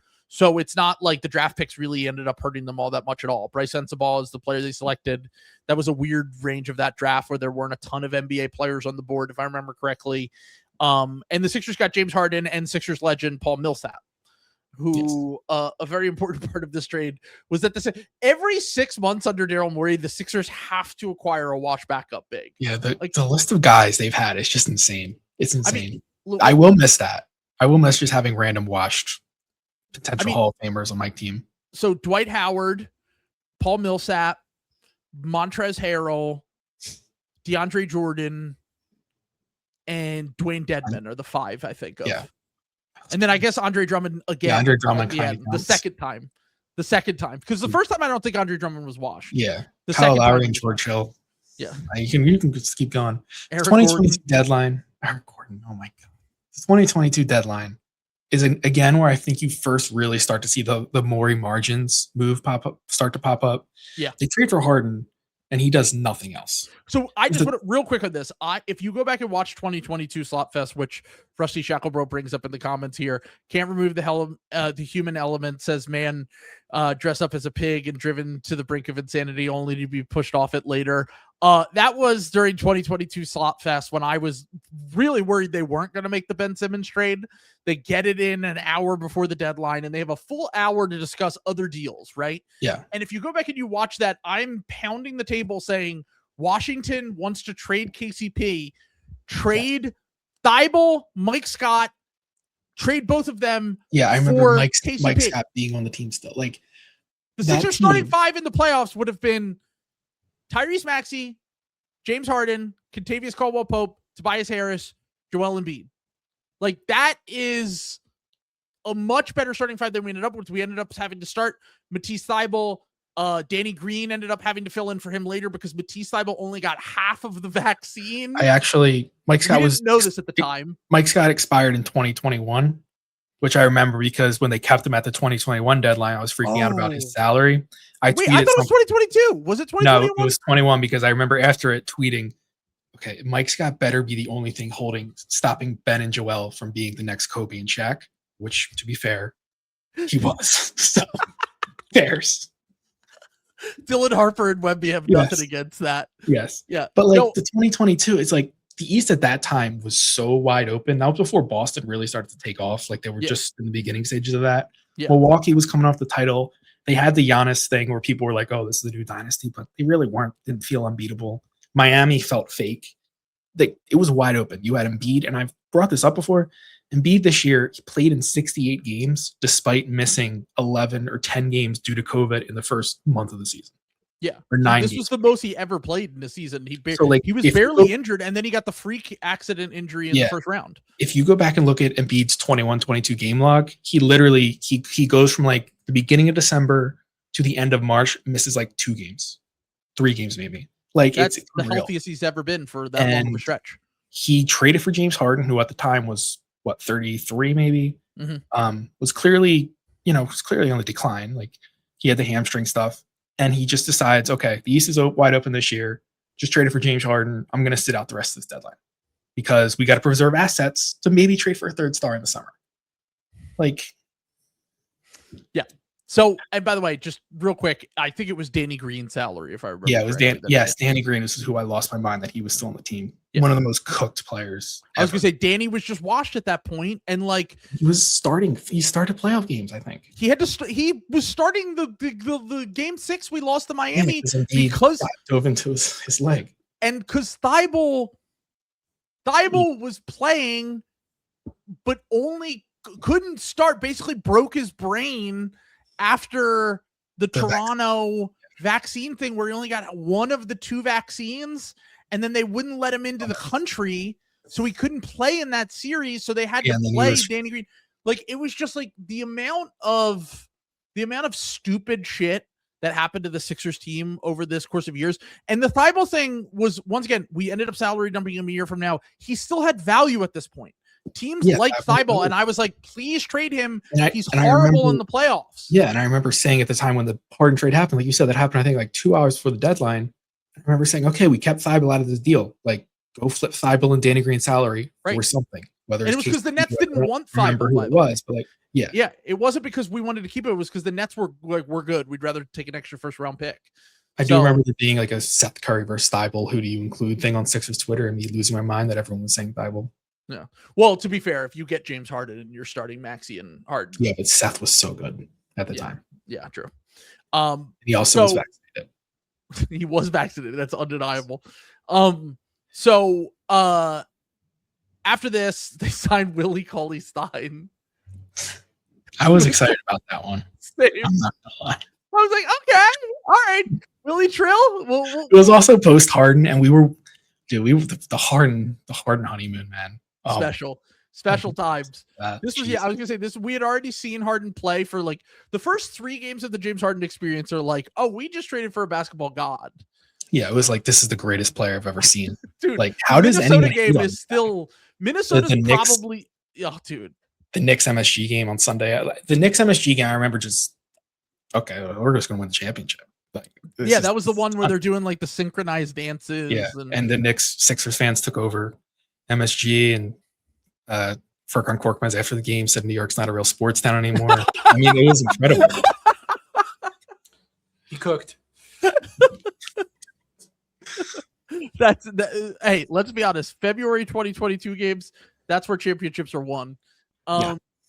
So we watched DeAndre Jordan. I just want to remind everyone, when we signed DeAndre Jordan, I was on a work call at the time. Like, I was in I worked a customer service job at the time, and everyone just heard me go, no. And they said, what? And I said, So the Lakers just waived DeAndre Jordan and they were like, why do you care? And I was like, because the Sixers are going to sign him. I guarantee you the Sixers are going to sign him. And they were like, yeah, but he's DeAndre Jordan. Like, isn't DeAndre Jordan good? And I'm like, no, he's like the worst player in the NBA now.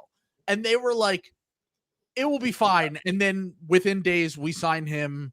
I knew Doc was going to play him over Paul Reed and Charles Massey. Yeah, one of the worst players of all time.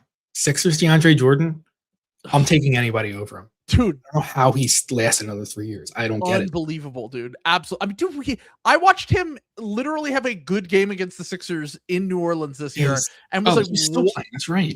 Dude, Jesus. I was like, what fucking universe did we cross over into that DeAndre Jordan is still having good games in 2026? I was begging for 39-year-old Paul Millsap to get stretch 5 minutes over DeAndre Jordan. Like, unbelievable. So that was obviously very, very bad. Of course, started for the first 2 games of Miami in the playoffs because Doc could not start DeAndre Jordan. To me, I will say in defense of Doc, we were never winning those games. 2, once Joella was out, we were never winning those games. 2, we actually hung in the second game and he pulled DeAndre Jordan very quick. He only played 10 minutes in the second game. I remember nothing from those games. Paul Reed played like 30 something minutes in that. Like he realized that Paul Reed just had more juice than, and we almost won that game. We were up at halftime in game 2. And I remember Tobias, Danny Green, and Maxey all played really well. I don't remember if Harden played well, but he didn't. No. I just remember the only thing I remember about the first 2 games that Heat series is going into game 1 and being like what eventually was game uno a year later, being like, okay, this is Harden's moment. He beats out. It's going to get us this game and be back for game 3. And I think he had like one of the worst turners I've ever seen in the first like 2 minutes of the game. And I was like, okay, never mind. But don't worry, he makes up for it. By the way, that Heat series. Now, look, Joel doesn't ultimately. He's not LeBron James. He doesn't have player GM power. But Joel Embiid, after this series goes 6, we lose in 6. Joel we went 2-2 in the Joel games. We won the first 2 games with Joel back. We lost the next 2. Joel missed the first 2 games of the series because he broke his face. Once again, a sign of this era. They should have swept the Toronto Raptors and taken care of business. They stretched it all the way to 6. They blow them out in game 5. That game 5 was a disgrace. They end up having the series go 6. Embiid gets an elbow to his face from Pascal Siakam. He breaks his face. He can't play in the first 2 games of the next series. And then after the loss to the Heat in the second round, he says, the Heat just have a lot of guys that do like dirty work, and we don't really have that. And PJ Tucker is a guy like that we just don't really have. And I remember being like, we're going to sign washed ass PJ Tucker after this, and it's going to be a fucking mess. And what happens this upcoming offseason? They sign him to a 3-year 30. Hypothetically, he could have been making $10 million a year as recently as like a year ago. Yeah, like Jesus. I will say the Summer of Dogs was hilarious, dude. So we wanted to get dogs. In our defense, those last 2 Heat games were pathetic. Yeah, like they got bullied. That's the one time. That's the physicality. One time where the Boomers were right. Like that was pathetic. Yeah, they just had no dogs. Yeah. So what I'm hearing here is you guys are going to blame Daryl Morey for shooting too high. I mean, let's not forget that this is a Lakers team that was still very dangerous in the West. Yep. Okay. Daryl Morey was planning on meeting them in the finals and had to get the LeBron James stopper. Fair. You're going to blame him for not getting there. You know what I'm saying? Like, are you going to get mad fresh at someone? Off the Lakers Russell Westbrook season? Yeah. Because here's the thing. Are you going to blame someone for buying a gun and then when they go to shoot the home invader, it turns out the home invader is their child? Are you going to get mad at someone for having the gun in the home? No, that's stupid. Very good point. You have to get the LeBron stopper when he's in his prime of 36 years old. Yeah. So I just think that needs to be like mentioned a little bit here. Also, Daniel House, again, Daryl Morey has political projects. Daniel House, known for being the guy who brought someone into the bubble because he was horny. Sorry for Daryl Morey trying to fix Philadelphia birth rates, I guess, is what I'm going to say to that. Fair. One. So, absolutely fair. Yeah, I would say that's by the way, we did just brush over this because Sam just glanced at the transaction list. signed Julian Champagnie to a 2-way contract. He was never heard from again. he went to his home planet after this. Julian Champagnie went to the planet of Champagne. So by the way, if that guy was hitting massive 3-pointers in the most like the hardest road environment in the playoffs, that would be really tough. You're telling me Julian Champagnie got to the fucking conference finals before the Sixers? Oh my god. A 2-way Not only contract? that, but it's like kind of had some nails fucking shot. Then we'll talk about it. If I remember correctly, the reason we signed Julian Champagnie to a 2-way contract was because Vince Rosman was our scout, and he immediately went to the Oklahoma City Thunder right after. Yeah, like I actually not even a bit. Like you can track the downfall of the Morey tenure to July 2022. That's when things start to really go off the rails. That's when he leaves. Like, not saying that's why, but like it's I will be pushing that propaganda if it happens. It's a line of demarcation here. The 2022 moves, and to be fair, Hinkie talked about how important Rosman was to the team. Morey talked about how important Rosman was to the team.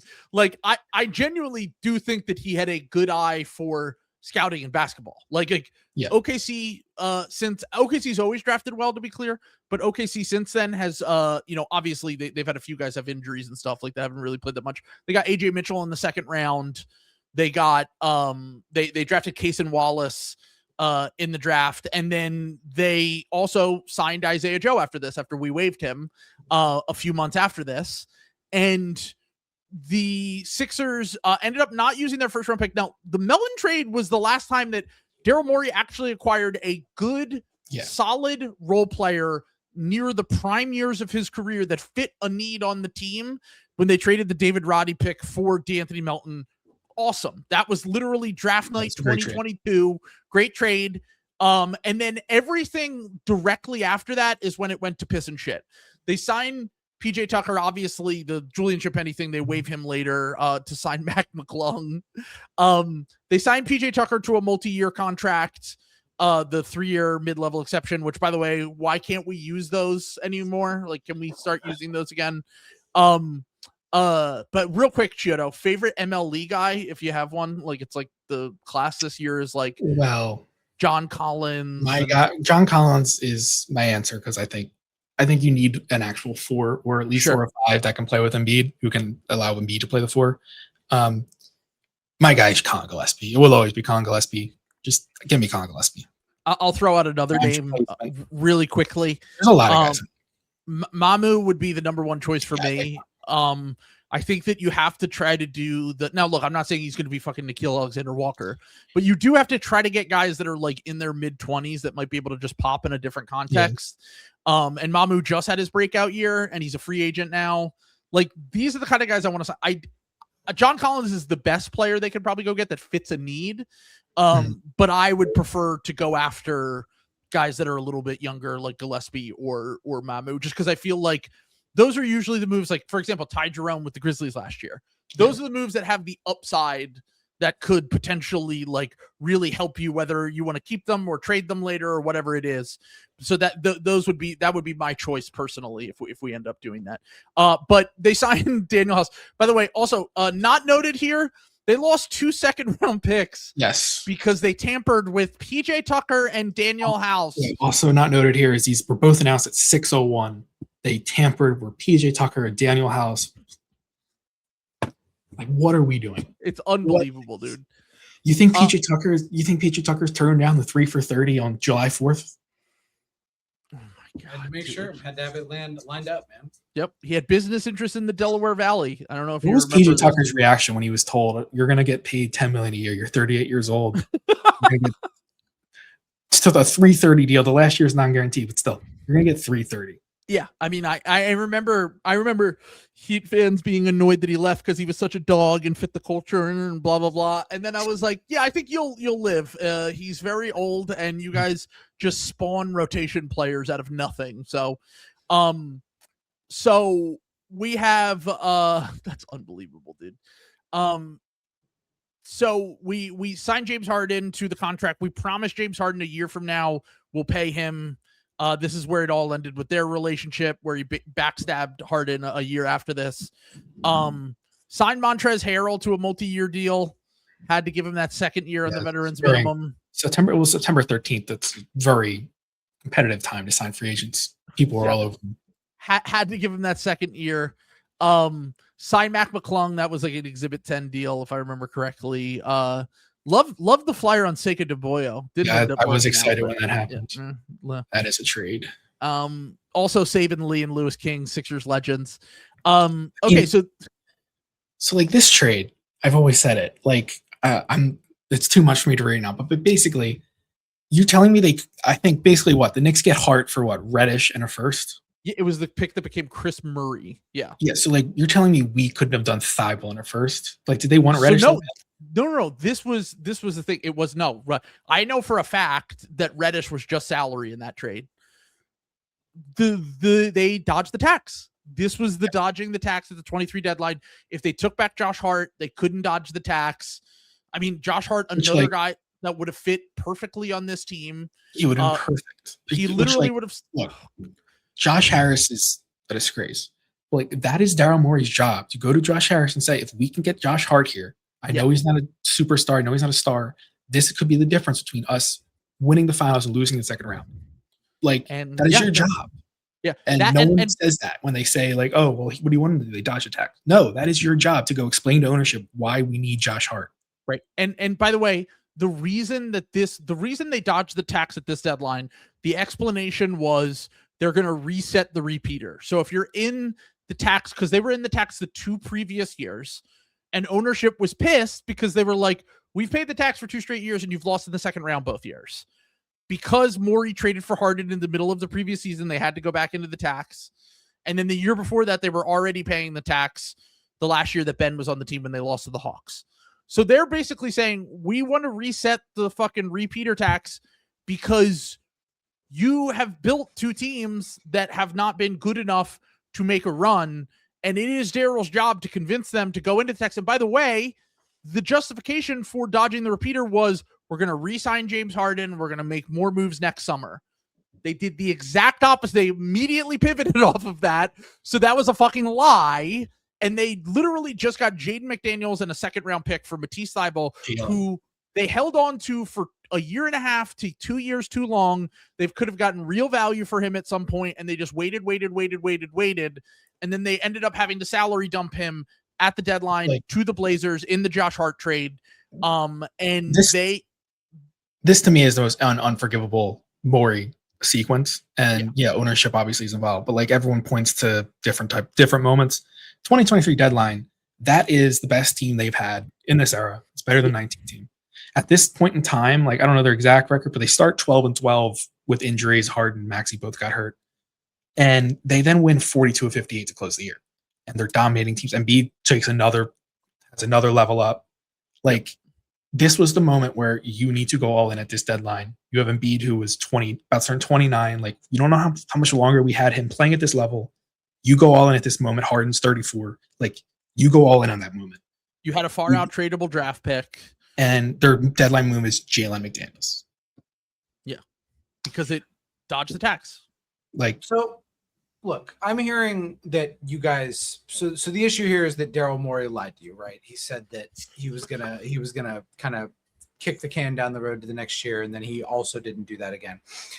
Have you considered that lying is actually one of the purest expressions of love that we have in America today? Okay, imagine a stranger comes up to you and says your shirt sucks.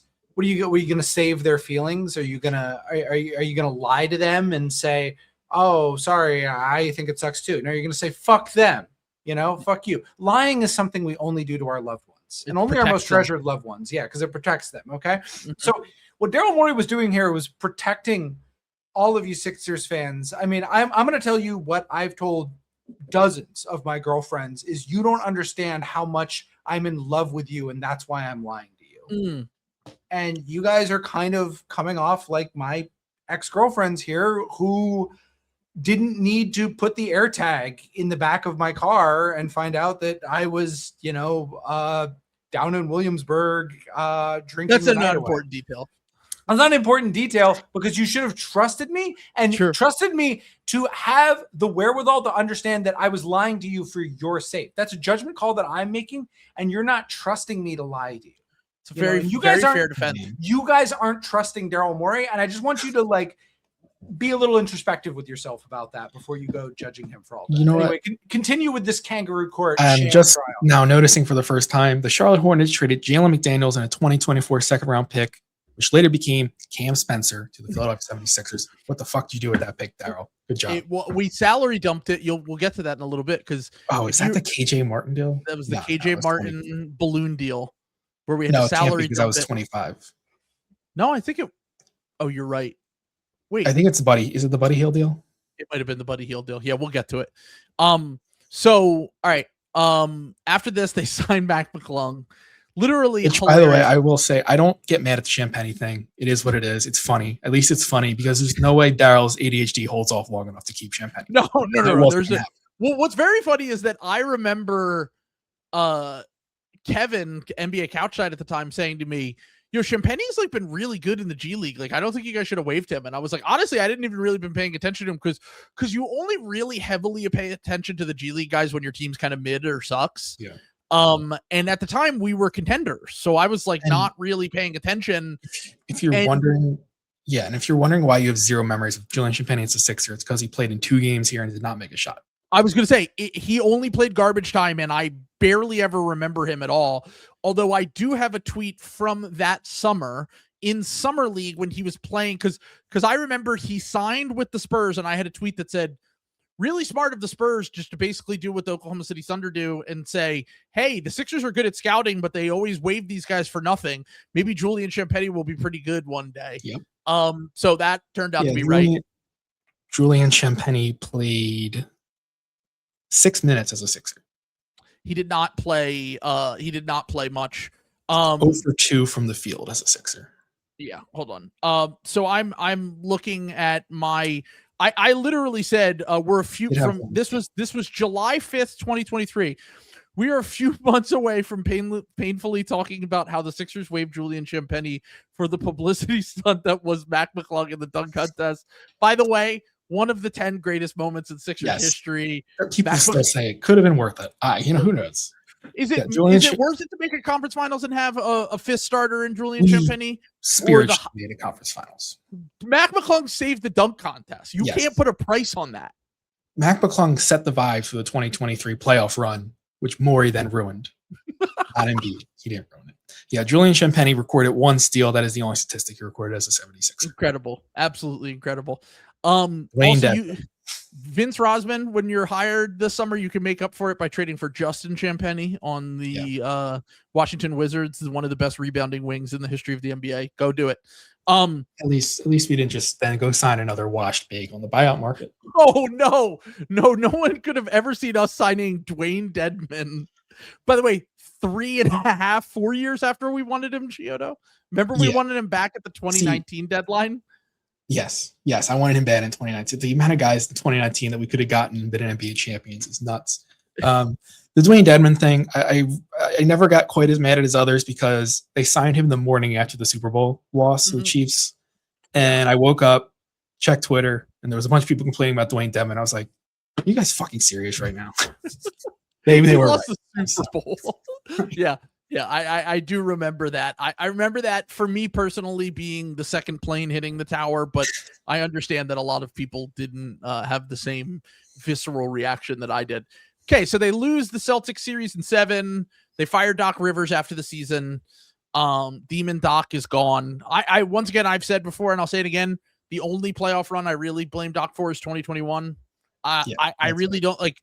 I know a lot of players wouldn't bench one of their best players, but when a guy has a mental breakdown in the middle of a series, Ben Simmons gets benched in game 6. We win that game because he had foul trouble. Come up with an illness or a fucking injury. Like he lost his game 1 with Danny Green on Trey. And he lost his game 1 with Danny Green on Trey, which was just a Hawks like a 20-point first quarter lead. So that was really the only time. I thought he was fine in 22 and 23. I really thought that he just got some bad luck. And then Harden and Embiid were no-shows at the end of game 6 and all of game 7 in the Celtics series. Talk about that. We talk about Harden. We talk about Embiid. Embiid It's the truth. Just dealing with Do something. we think that in Earth 2, where Biden realizes, hey, my brain is going here. It's time for me to announce that I'm not going to be seeking re-election. Do we think that the Sixers only fired Doc because they wanted to give him a chance to heal the country? It's entirely possible. The Bucks might have, and then Jimmy Haslam was like, "Wait a minute, this is actually not good for me politically." And swooped in and said, "Do you want a head coaching job?" Well, we went back to Biden and said, "No, Joe. Look, everybody loves you." And then he showed him the Me channel on an old Nintendo Wii, where all the Mii's were saying, "We love you, Joe," and they were all like doing do. Hey, there's Corn Pop, man. He still remembers me. Yeah, I gotta stay in the race. That's exactly what happened. Yes. So sign Ricky Cancel to a 2-way contract, sign Twerk Smith to a fantastic signings. I was here. One of that 2023 draft night, pulling up YouTube that night was something. That's a special night. We had no picks. Remember Daryl tried to trade into the second and no one would let him. Remember the draft board leaked? Yeah, they had a draft board leak. Incredible. Sign Mo Bamba, we knew was instantly terrible. Sign Patrick Beverly, who I thought it was a great idea at the time. I've learned a lot of things about Patrick Beverly since that has made me take back what I said about Patrick Beverly. Same from his time as a Sixer. Yes, exactly. But the signing as a basketball player was fine. So this was signing Paul Reed. This was Danny Ainge, the bastard Danny Ainge, giving Paul Reed the offer sheet in 2023 that basically had the clause in it that the contract becomes guaranteed if the team wins a playoff series. And that was the thing that I thought it made it so that the Sixers weren't going to sign the matcher to match on the offer sheet. They ended up matching the offer sheet. The Sixers did not win a playoff series the next season. And if they had won a playoff series, might have gotten the best quality backup of the Joel Embiid era, locked up for several years. Unfortunately, they did not. They would have traded him to deduct the tax in 25. Oh, they almost certainly would have. That's a very good point. So although they wouldn't have been able to sign Caleb Martin, so they might have been able to trade someone else. But either way, yeah. So I just called the tubulous guy. I just called him tuberculosis. Yeah. I remember Azul. One of the worst players I've ever seen. Yeah, horrible. In summer league, I was like, this guy's not even good in summer league. Yeah. Sign Montrezl Harrell because they had to, because they had the long and short of it is that Montrezl Harrell ended up tearing his ACL after this, and he never played again. Daryl is a cold-hearted guy who will betray James Harden, but he will not betray you if you are a washed 37-year-old big or guard who declines a player option. Montrezl Harrell and Eric Gordon, they will never do that. No. Signed Danny Green. That was special. That was the last run he had with the Sixers. He's played rotation minutes in the season opener in 23-24.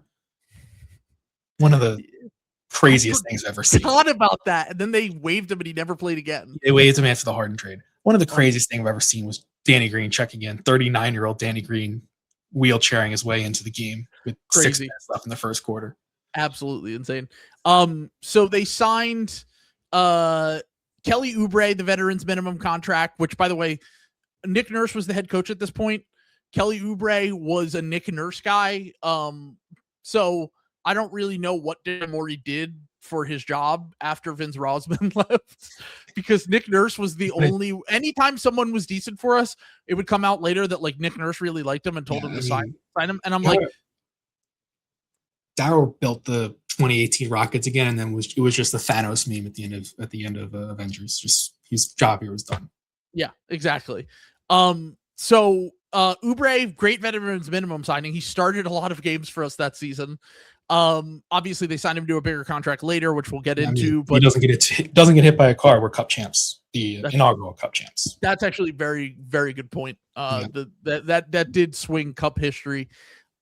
So as part of a 3-team trade, the James Harden trade basically was James Harden and PJ Tucker to the Clippers for 2027 first round pick to the Thunder. That was a swap that they ended up sending a fake first round pick basically to the Sixers that I believe is the last pick in this upcoming first round that we then later traded for a bunch of seconds and Sixers legend Jared Butler. The Clippers sent Nick Batum, Robert Covington, KJ Martin, Marcus Morris, and then they sent us a first round pick in 2028 unprotected, and I believe it is a top 3 protected swap. Is it top 3 protected swap in 2029? So once again, this is he backstabs James Harden. This is the cap space plan. And I revisited some content from that summer, and I was basically like, this is fucking insane. This is crazy that we're considering doing this. By the way, ownership, it came out later that ownership was the one that kind of had to force Morey's hand in this situation to make the actual trade itself. He wanted to do what he did with Ben Simmons. And that wouldn't have ended like the way it did with Ben Simmons. Oh my God. So he basically sits on his hands for this whole season, doesn't really do anything. The long and short of this is that he is for the second time in 3 years punting on a season with Joel Embiid in the middle of his prime because he wants to maximize whatever he gets back in trades and his cap space for the upcoming summer. While we're set up a little bit nicely now with the Clippers picks, I think maximizing the prime of your MVP level player is a little bit more important than a few years out picks you're not even going to get to make. 23-24 Embiid is the best version. The greatest player I've ever seen. I don't even. He was averaging 36, 12, and 6. Dude, 36, 12, and 6, and was still an elite defender until the knee. Yeah, and they were just gonna just waste that year. They were just gonna wait. We're gonna salary cap plan. We're getting Paul George in the offseason. We're just gonna imagine any other team doing this. Any other team in the NBA being like, the only comparable situation is the Lakers with Luka, and they got that player dropped into their lap in the middle of LeBron James' contract and the weirdness with Austin Reeves situation, and they really don't have an option. And people in defense of Morey might say, well, he got hurt right before the deadline, so you don't know what he would have done if he didn't get hurt. No, we just went through this. You know what he would have done. He would have done the exact same thing. He would have done nothing. They were interested in Pascal Siakam. He didn't want to come here because of Nick Nurse. You should have known that. They were interested in OG Anunoby. He didn't want to come here because of Nick Nurse. You should have known that. And then the only other targets at that deadline that they could have traded for were all realistically not big needle movers, but you had a year to plan for this. And you came out with fucking nothing. You're starting Kyle Lowry in a playoff game fresh off a buyout to start the next series. You were half in on 23, half in on 22. They're always half in. And then you have this year where this, you were just half in the entire Embiid's entire prime. You were half in. You had one foot in, one foot out because you were preparing for the next summer, which you then didn't do anything. It's also here's the thing. He wanted to get Paul George from the the Clippers in this trade, which is why he held out so long. He was like, just trade us. We'll do Paul George for James Harden straight up, which, by the way, in retrospect, the Clippers probably should have done that. Better. Because they lost Paul George after the season. Now, maybe those picks don't end up being anything, but it would be nice to have your extra picks and you still got value for Harden. And that they probably should have done. They had a few competitive seasons and now they're ready to go in a different direction. But Morey basically being a fucking child about this and not trying to actively improve the team for the whole previous summer and up to the deadline, and then having to run Joel Embiid into the ground just to keep the team competitive because you're rostering guys that are taking up parts of the only time you ever had tradable contracts was this time. And you didn't do it because you had this grand cap space plan idea that ultimately didn't end up mattering because Joel Embiid was not prime peak Joel Embiid anymore. So Embiid was doing that with one of the greatest seasons in NBA history, and the third best player was probably Nick Batum. It's what are we doing? What is the point of any of this? And again, you're not going to see it on here. This guy, and I know it's a bad contract, he sat on the Tobias contract the whole time. he never even tried to get off of the Tobias. I was gonna say, you could give me that excuse after the first year of the Tobias contract when Al Horford had 3 years left and was easier to move than Tobias on 4 years. When you're at the end of this contract and the only rumors we're hearing is you calling the Cleveland Cavaliers and saying, we want Jared Allen and Evan Mobley, and you weren't taking any of it seriously, like, do your fucking job, dude. Like, it was obvious that Tobias was not going to fucking work with this team by that point. He was an expiring massive contract. Like, opportunity cost. How can you be a fucking nerd and not think about opportunity cost with any of this shit? People forget, but Tobias was a disaster in 23-24, particularly when Embiid went down. And I don't remember at the time if there was any other. He was fine the year before, but once Harden was gone, it was not good. I don't remember. There probably wasn't. If there was any like big expiring, they could have just flipped him for just like downgrade, but a better fit. Like it was like, I don't know how he finished his contract here. Like it's unreal. It was literally the life of Embiid's prime. The contract was the life of Embiid's prime, and he finished it. He finished it here. It's unreal. Yeah. I wanted to, if you revisit my tweets from that time period, I did want to trade for, I believe it was Zach LaVine and Alex Caruso was the trade that I wanted to do. I mean, I'm sure I was totally out in the cap space plan, so like I didn't. Yeah. To be fair. Well, Alex Caruso would have been fantastic. I don't know about Zach LaVine. Caruso. So what I'm hearing is that I was very excited Daryl Morey, we're just glossing over the fact that those Clippers picks could be special. Is what I'm hearing here, and that again he's giving you guys gifts, and we're doing this trial right now before we even know what that trade is going to look like. We're not going to know for 4 more years. And Daryl Morey, well, if you guys have your way, you'd bury him in the ground. He is sad that he had but one job to give for his country of Philadelphia, and he did give it. And I'm sorry, if calling that man a patriot is wrong, then lock me up, because that man was a patriot for this 76ers team. Patriot. Crypto. She's not a good China. I'm not gonna say it. You were gonna say nationals? Yeah, no, we can't. I don't want to make it. Yeah, this is not a Patreon episode. Sign up for the Patreon. Sam, writing down the joke right now. Sign up for the Patreon. I am. I'll send it in the Discord later. Oh, so the Cam Spencer pick was a salary dump. Daniel House. There you go. So Daniel House, they salary dumped the pick that became Cam Spencer. Also, they don't hit on second round picks anymore. So like Memphis hits on second round picks. We probably would have taken Cam Spencer. So they salary dumped Daniel House to the Pistons. They salary dumped Mm-hmm. they also salary dumped Jaden Springer, which I was fine with. They got a second round pick. Everyone lost their minds. Yeah, we lost our minds over them trading Patrick Beverly, but we can scrub that from the record. We got a second round pick for him. Damn, nice. We got a second round pick and campaign who ended up winning us a playoff game. Fair is Daryl. Yeah, fair's on that one. As part of this was the Buddy Hield trade, which look, by this point, it was like Joel was out. Daryl was clearly just set on the cap space plan.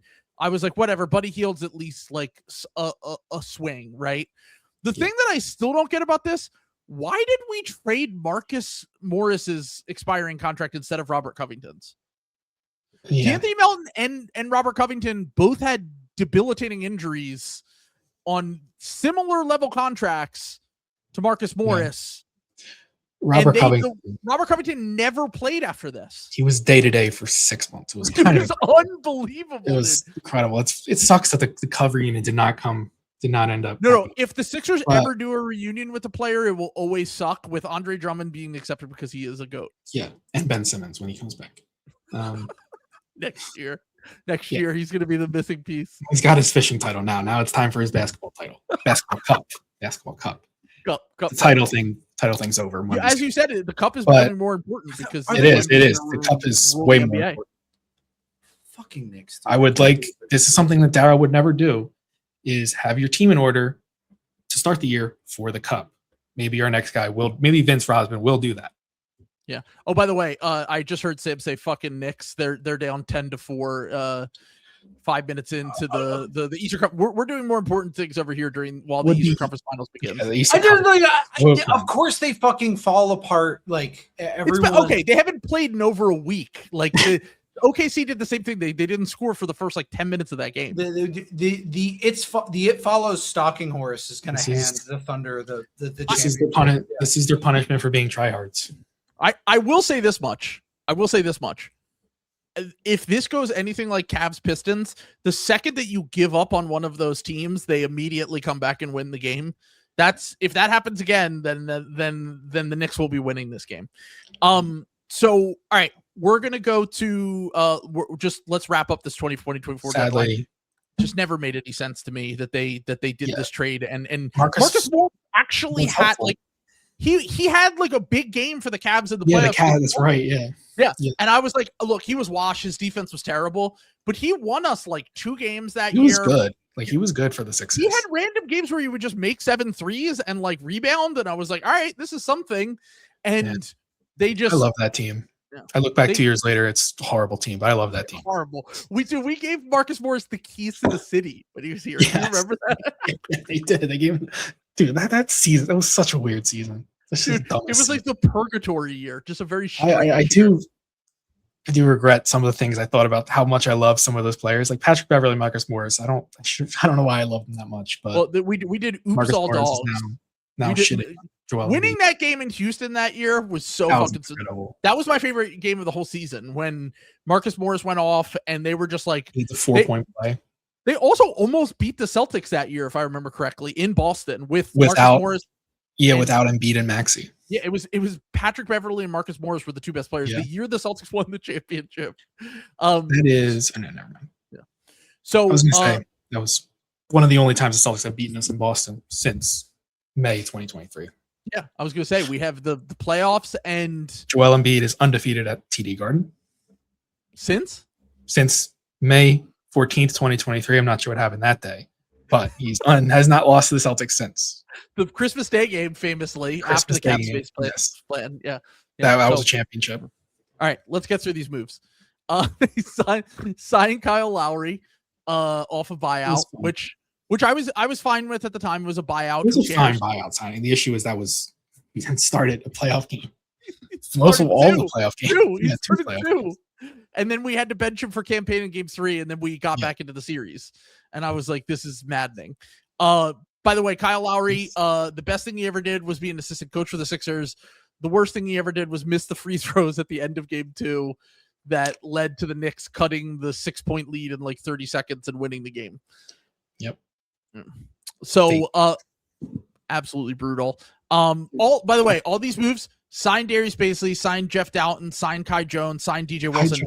They just gave up, but here's the thing. They just gave up on like their little, like, we're going to find a guy, like when they had Rosman and Morey the first 2 years. Whereas like every guy we signed for a stretch did feel like, this could be a guy.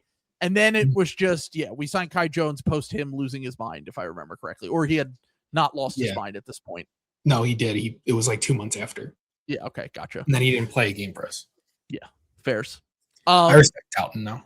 Yeah. So selected Jared McCain, 16th pick of the draft, selected Adem Bona, 41st pick of the draft.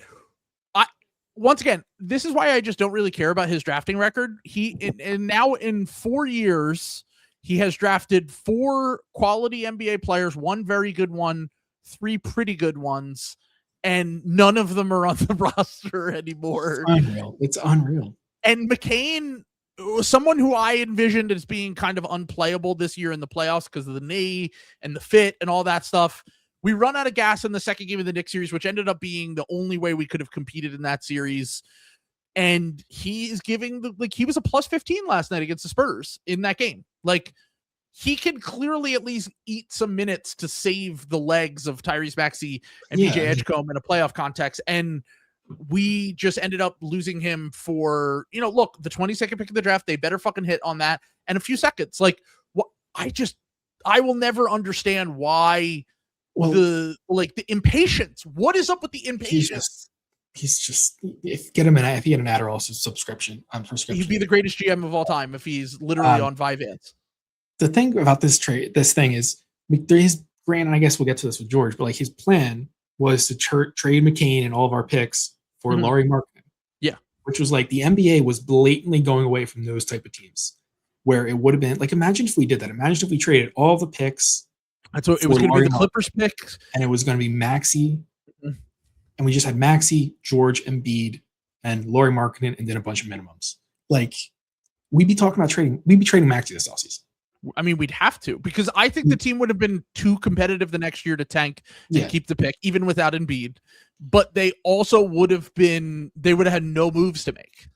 Yeah, they would have been. They'd be traded. They would have last year. They would have like lost the 9-10 game, and then they would have run it back another year because see if they're healthy, and it would have gone a similar way this year. And then they would have traded Maxey and Markkanen. We'd be talking Maxey and Markkanen trades right now.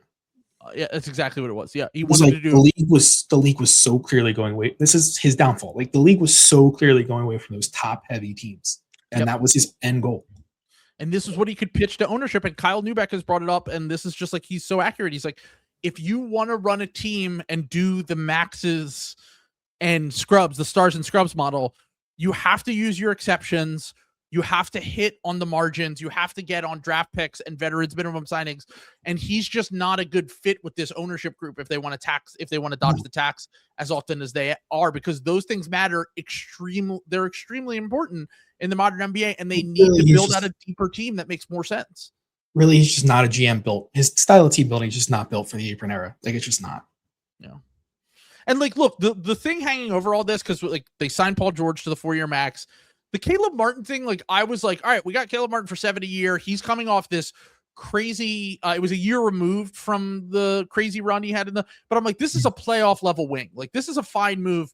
I wish we didn't have to wait Paul Reed to do it, but I understood why they did it. They were also signing Andre Drummond, and they signed and traded Buddy Hield. They were also involved in the largest trade in NBA history, just kind of thrown in here, which I believe was the if I remember correctly, this was Klay Thompson going to the Mavericks and stuff like that. But the long and short of this, I just want to just hit on this real quick, is that the Sixers ownership group and Morey, if they wanted to do that, is just like kind of an incompatible style. And the things that he was theoretically good at, the drafting, in the past, the margin moves, stuff like that, would have been massively beneficial to this team. And yes, while Joel Embiid getting injured is the biggest part of all of this, and Joel Embiid coming back and not being the same level of player that he was prior to that is the biggest part of all this, I would have a lot more sympathy if he were super aggressive and spent all of our assets when Joel Embiid was in his prime, and was just like, I'm doing everything I can, like he did with the Rockets in 2018, where he's just like, fuck it, we're going for it. Trading for Chris Paul, trying to get these guys, using their MLE every year to get Eric Gordon when he was not washed, and PJ Tucker and when he was not washed, and all of those guys.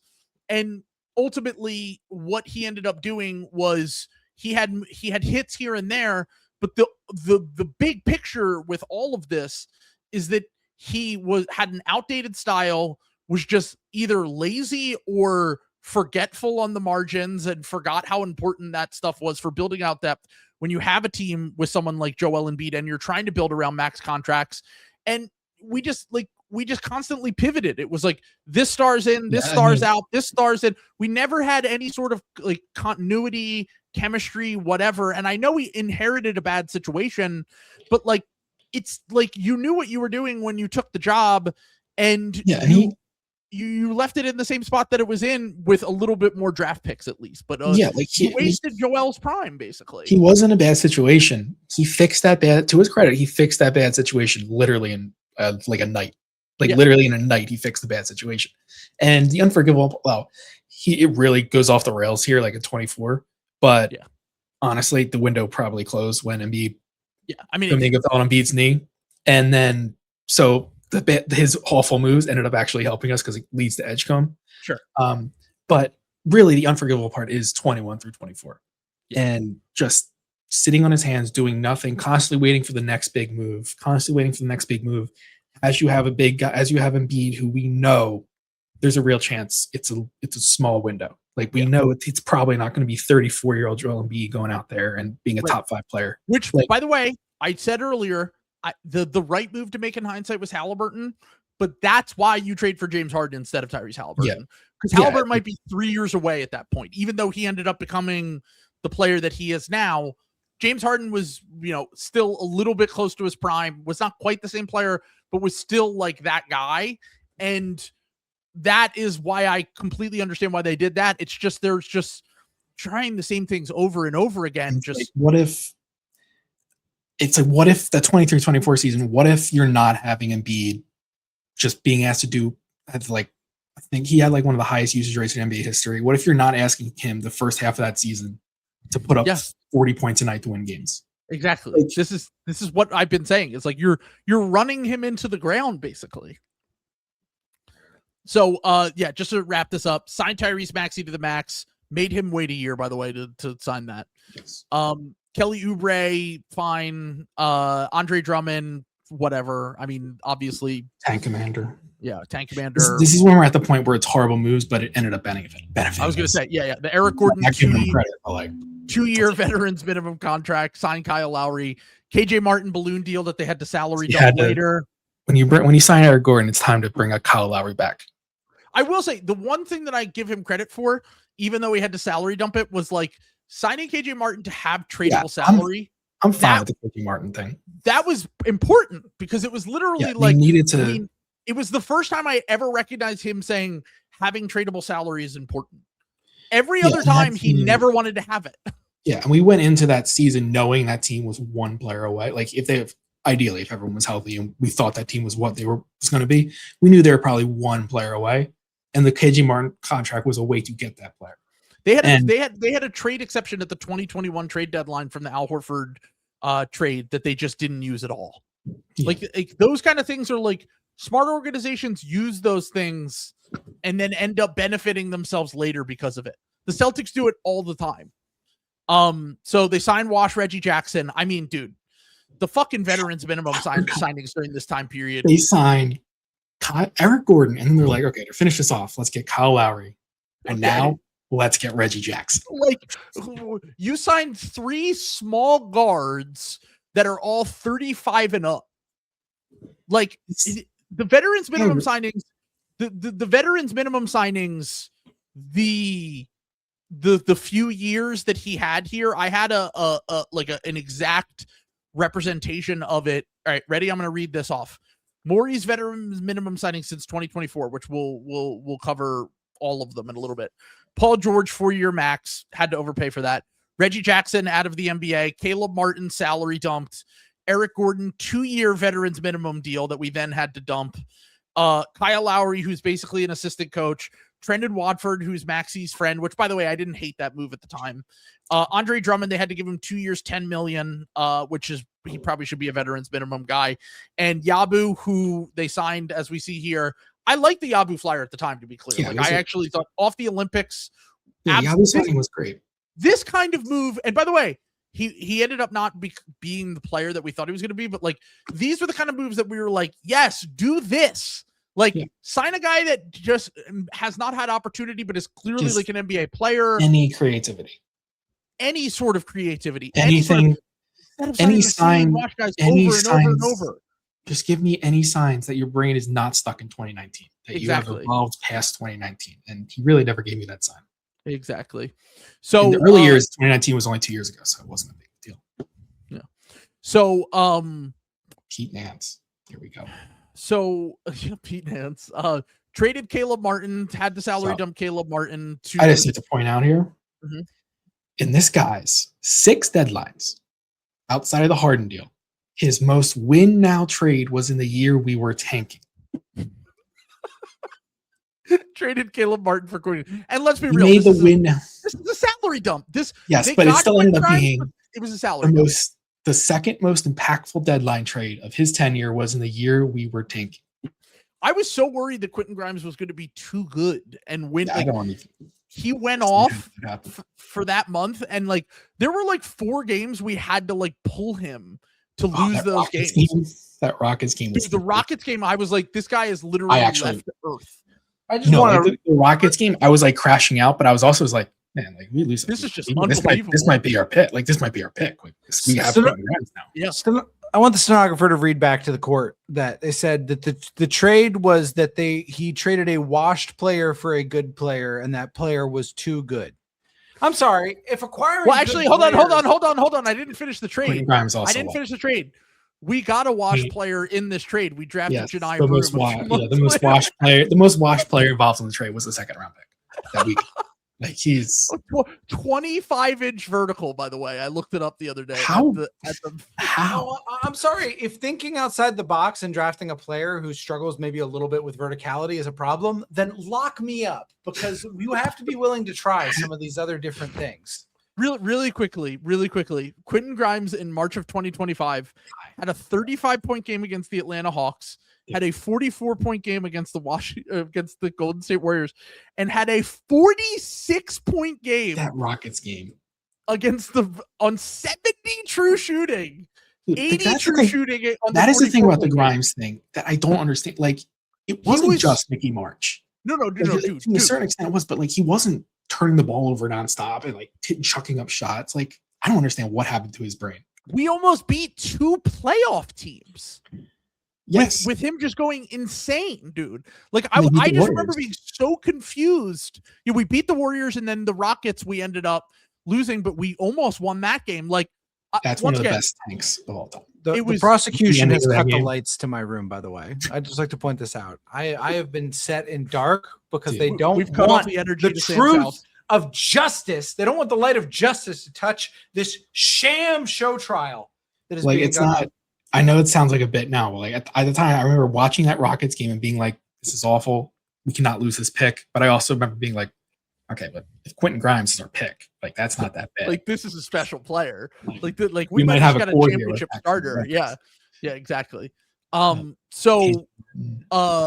yeah. So his best move at the deadline though was salary dumping Caleb Martin for a month of Quentin Grimes going absolutely insane. By the way, one credit to him, and and here's the thing: someone pushed me on this in the Discord the other day, and they are correct.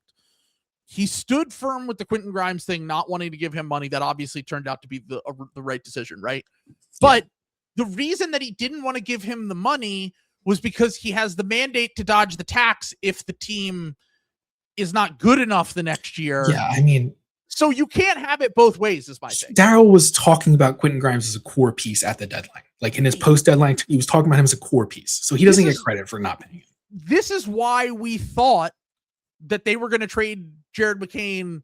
Going back to last summer, we were talking about it. Yeah, I thought we were like, they talk about VJ, they talk about Grimes, they never talk about McCain.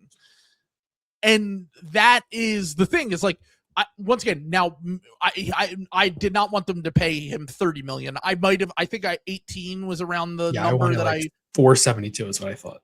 But my other argument on this was we need to have tradable salary. Like we don't have ways to make the team better. If Quentin Grimes comes back and he pops off like he did at the beginning of this season, I was like, we can trade him.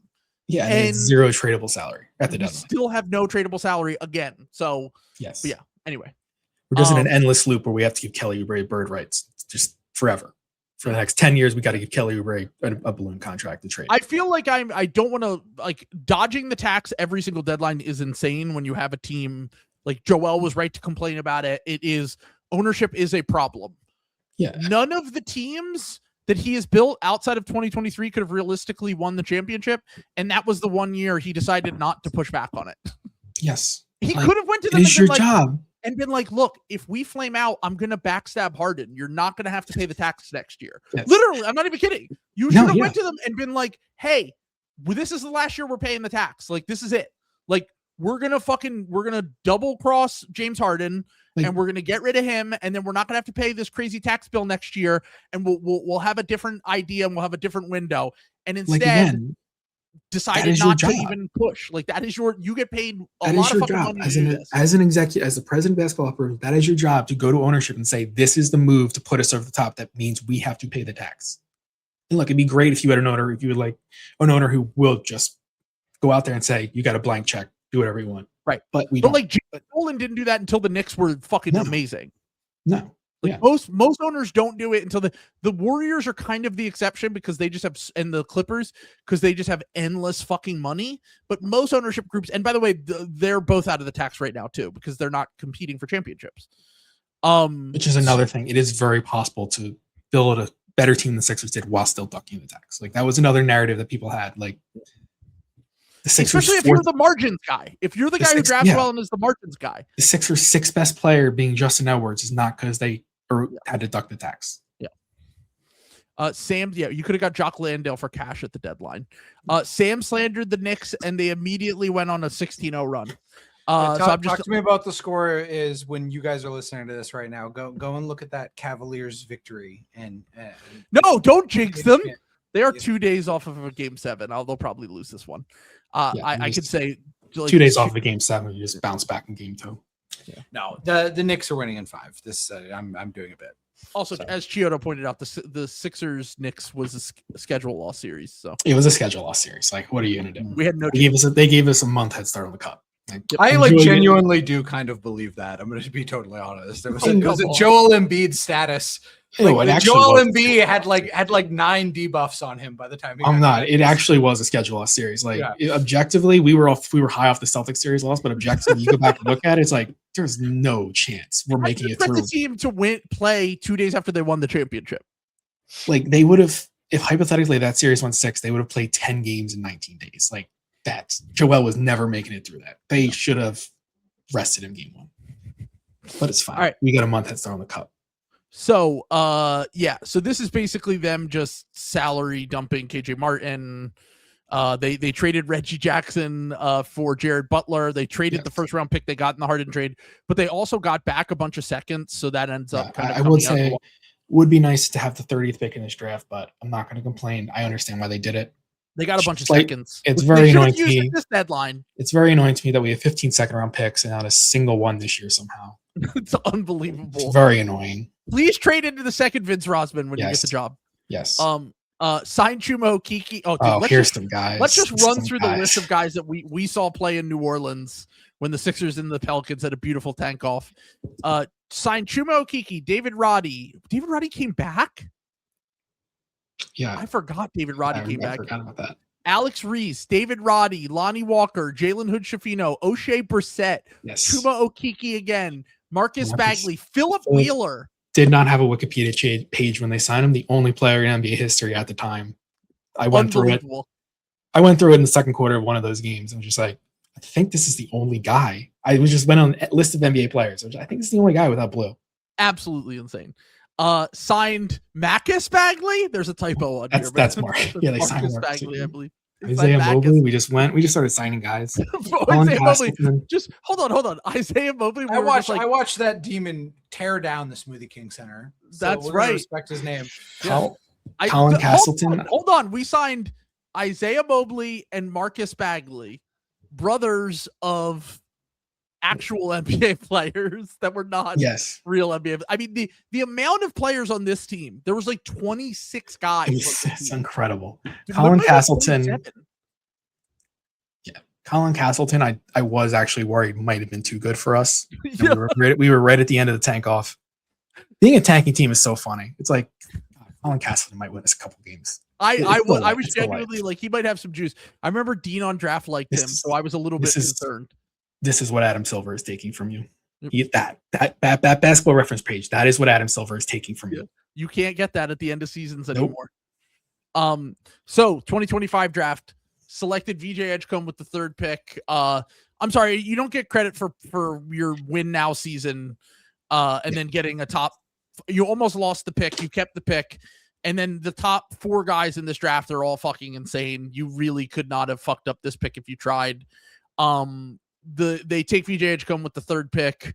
Janai Broom, which if you go back and you watch the stream, me and Chiodo are instantly upset about on the stream. Most watched player in the NBA.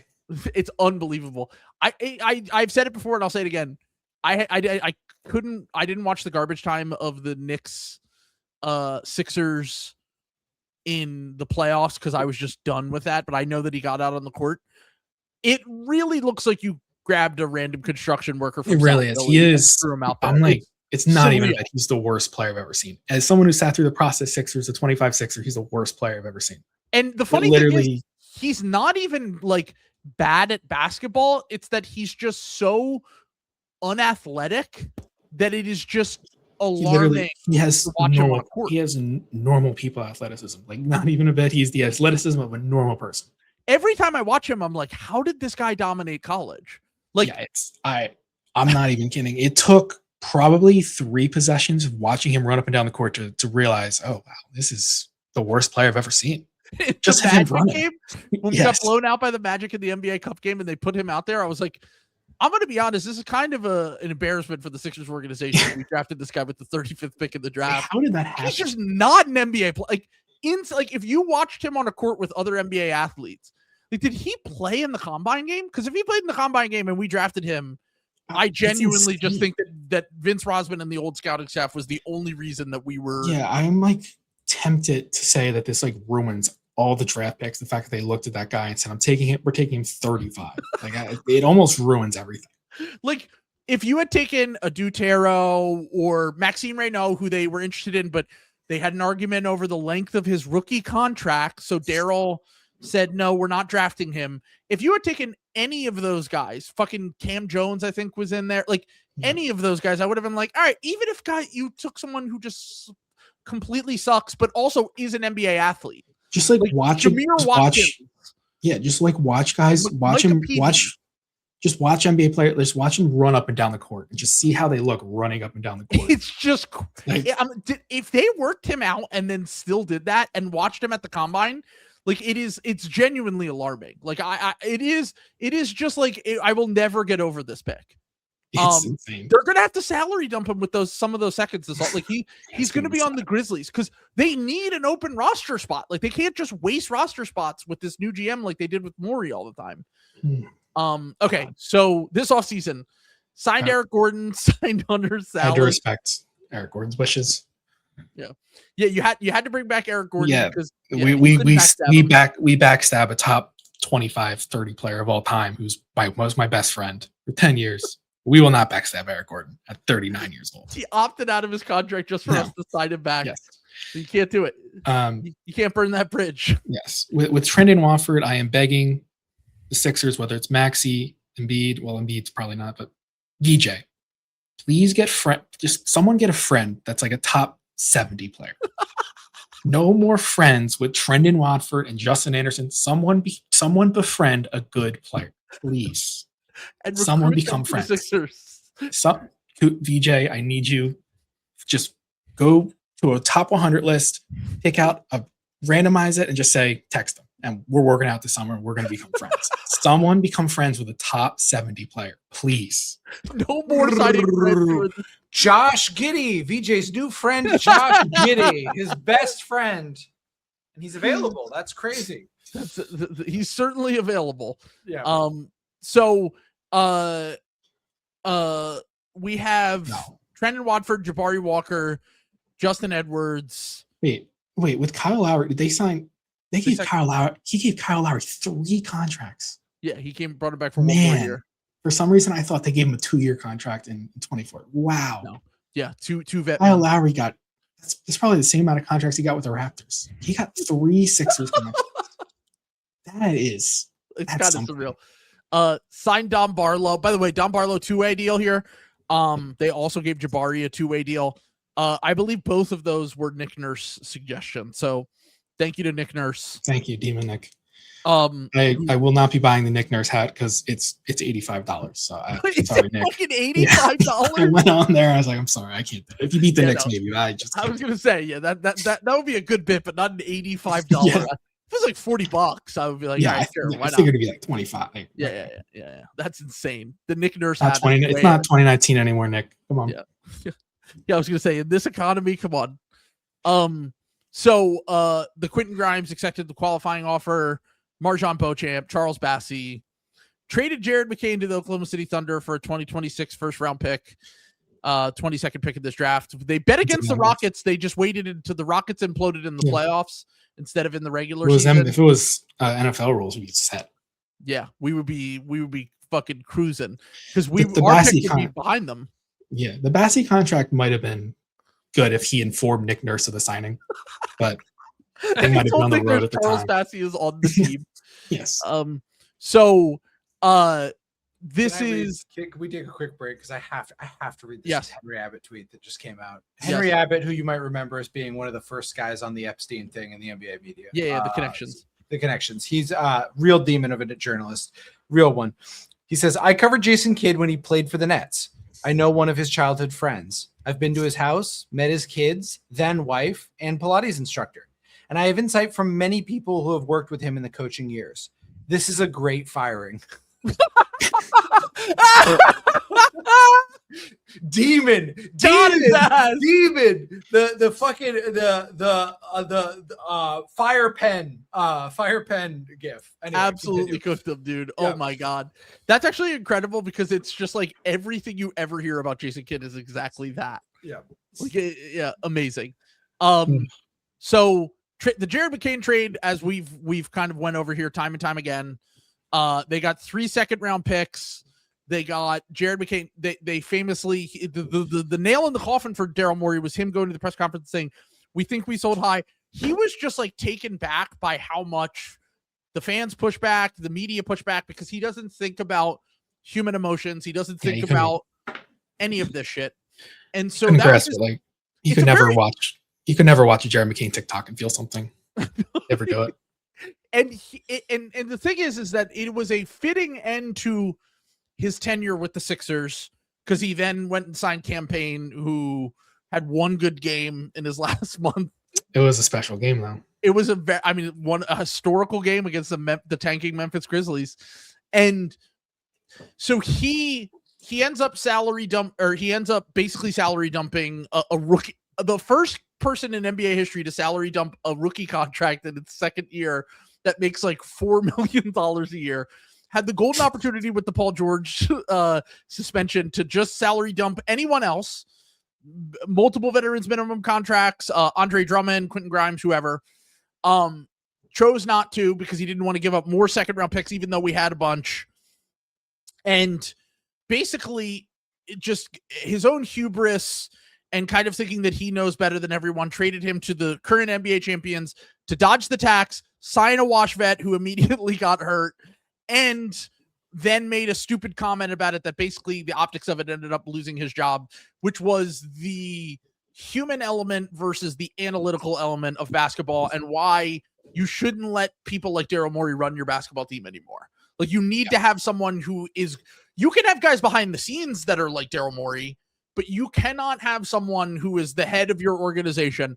And Bob Myers, for as much as I've criticized him and for as flawed as he is as an executive, I will say is certainly better at press conferences being a politician than Daryl Morey is. And it is important when you're making relationships in the league to not look like a fucking dickhead in front of a bunch of people like he did at that press conference.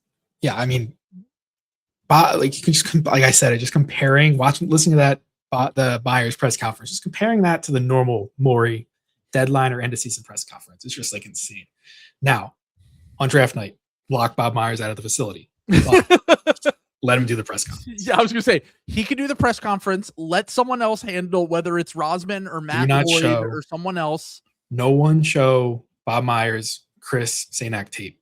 Do not show it to him. No, do not show. No, please do not. It is Elton. That is your job. That's Elton's job. Yeah. If he liked James Wiseman, he's gonna love Chris Sanak. Do not let him see this guy. Yeah. So real quick, Chiodo, last thing before we officially get out of here. What would be your plan for this summer if you were running the Sixers and moving forward? So you were definitely in a situation. I'm not as low on the near future as others. Like, I'm not talking like they're going to win a championship or anything, but like they did win a playoff series. They competed without Embiid in a lot of these playoff games. Like, I think there's a pathway to be a competitive team over the life of the Embiid contract.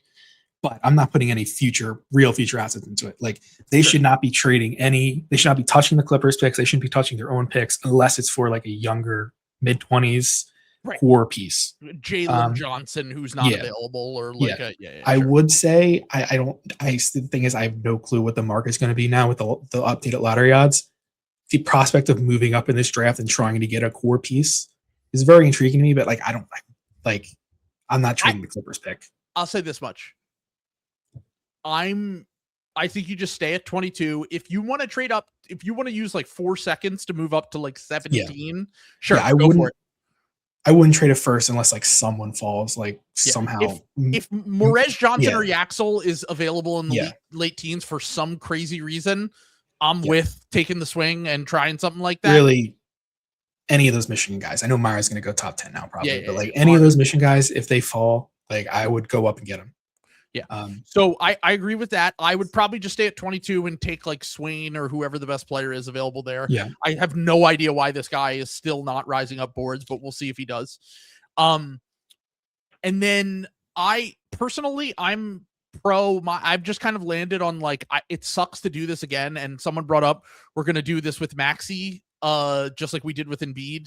And look, I love Tyrese Maxey, and I hope he proves me wrong, but Joel Embiid was an MVP in the middle of his prime. Tyrese Maxey is a second or third team All-NBA guy, one of the 15 to 20 best players in the NBA.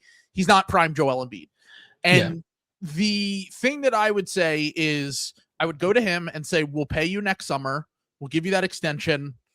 We just want to, if we're not, I'm assuming that they're not trading him. And I think you need to do a soft reset. I think you need to use the Paul George contract to get back bad money from other teams and try to get draft picks so that you can maybe be middling next year, maybe jump up in the lottery, have more core pieces to add, and then also have like 5 first-round picks that you can trade in a few years to either get quality depth, because you can't turn this thing around in one summer and just build out like a quality roster. Daryl dug a hole too deep to do that. But you can have a bit of a gap here where you get back, like, if you take, I've said this before, like, take back, like, the Jakob Poeltl contract, which is the same length. It's a bad contract, but I think that they would pay to get Paul George in that scenario. And he's on 2 years, and he's a better player, and he fits with what they need with shooting and defense and a little bit of extra creation. And my idea was basically, you take back a contract like that, you get some extra draft picks, whether it's 2 first-round picks or a pick in a no protected swap, whatever. I'm just saying, I think that you need to go in the direction of starting to collect shit now so you can build out a real roster with Maxey and VJ and whoever you add in this draft, and then potentially try to get another guy next year. Because I think the East is going to be really good next year too. I think they're going to be a play-in team again. Let's just try to beat the Celtics again. I mean, let's be healthy. Let's just be healthy. Like, honestly, just be healthy for a week again. Don't do anything stupid. Let's try to be healthy for a week again, and let's try to beat the Celtics again. It's not going to be Nehemiah Skata in there anymore. You got to go through the Greek Freak. So, you guys are getting Papa Giannis? yeah. We're gonna. Thanasis is coming, baby. You're getting that guy from Virginia Tech, Neo, whatever his name is, that went back, didn't declare for the draft. We're also giving Congo SB the MLE because at some point I need to get one of my guys. My Nova guys. You need a Nova guy on the team. If Chiodo had been running the team in 2018, we would be champions right now. I'm just saying. We would. Yep. Yeah, we would. How old were you in 2018, by the way, Chiodo? 18. So 18-year-old Chiodo would have won the championship. He would have drafted Mikhail, traded up for Dante, and then drafted Brunson in the second round. Yes. I also would have traded for Jimmy Butler because I wanted the Sixers to trade for Jimmy Butler for years. Actually, in 2017, before the Fultz trade, which I did unequivocally endorse, I wanted them to trade that third pick for a 27-year-old Jimmy Butler or Paul George because I said, why is no one talking about this? Because Joel Embiid was like a top 25, top 30 player in the NBA as a rookie. Yep. Why are we not pushing the chips in right now? Genius. We need to hire teenage Chiodo. If the next GM should be teenage Chiodo. Yes. All right, let's get out of here. It's been 2.5 hours. Okay. So mistrial is what I'm hearing. We had no verdict. The only thing you can defend Daryl with is that these all led to beating the Celtics. So that, I will say the high watermark of the Sixers franchise history is since 2001. You cannot argue with that. And I will say, a real team. If the season was a win, if the series was a win, you must have quit. Words of encouragement to Sixers fans. Championship window may be closed. The cup window is as open as ever. Fresh legs, Maxey coming back. Rookie Dalen Swain. Second year VJ. The cup is coming to Philadelphia in December. Special team. All right, yeah. I mean, you don't need to know my verdict on this. Daryl Morey is guilty as fucking hell. That for many reasons. He should be started great, ended up shitting himself over and over again. exiled from Philadelphia, like the Dark Knight Rises scenes. Harden is the judge. Peace. We'll be back for the Patreon and the bonus episode later this week. Buy some merch.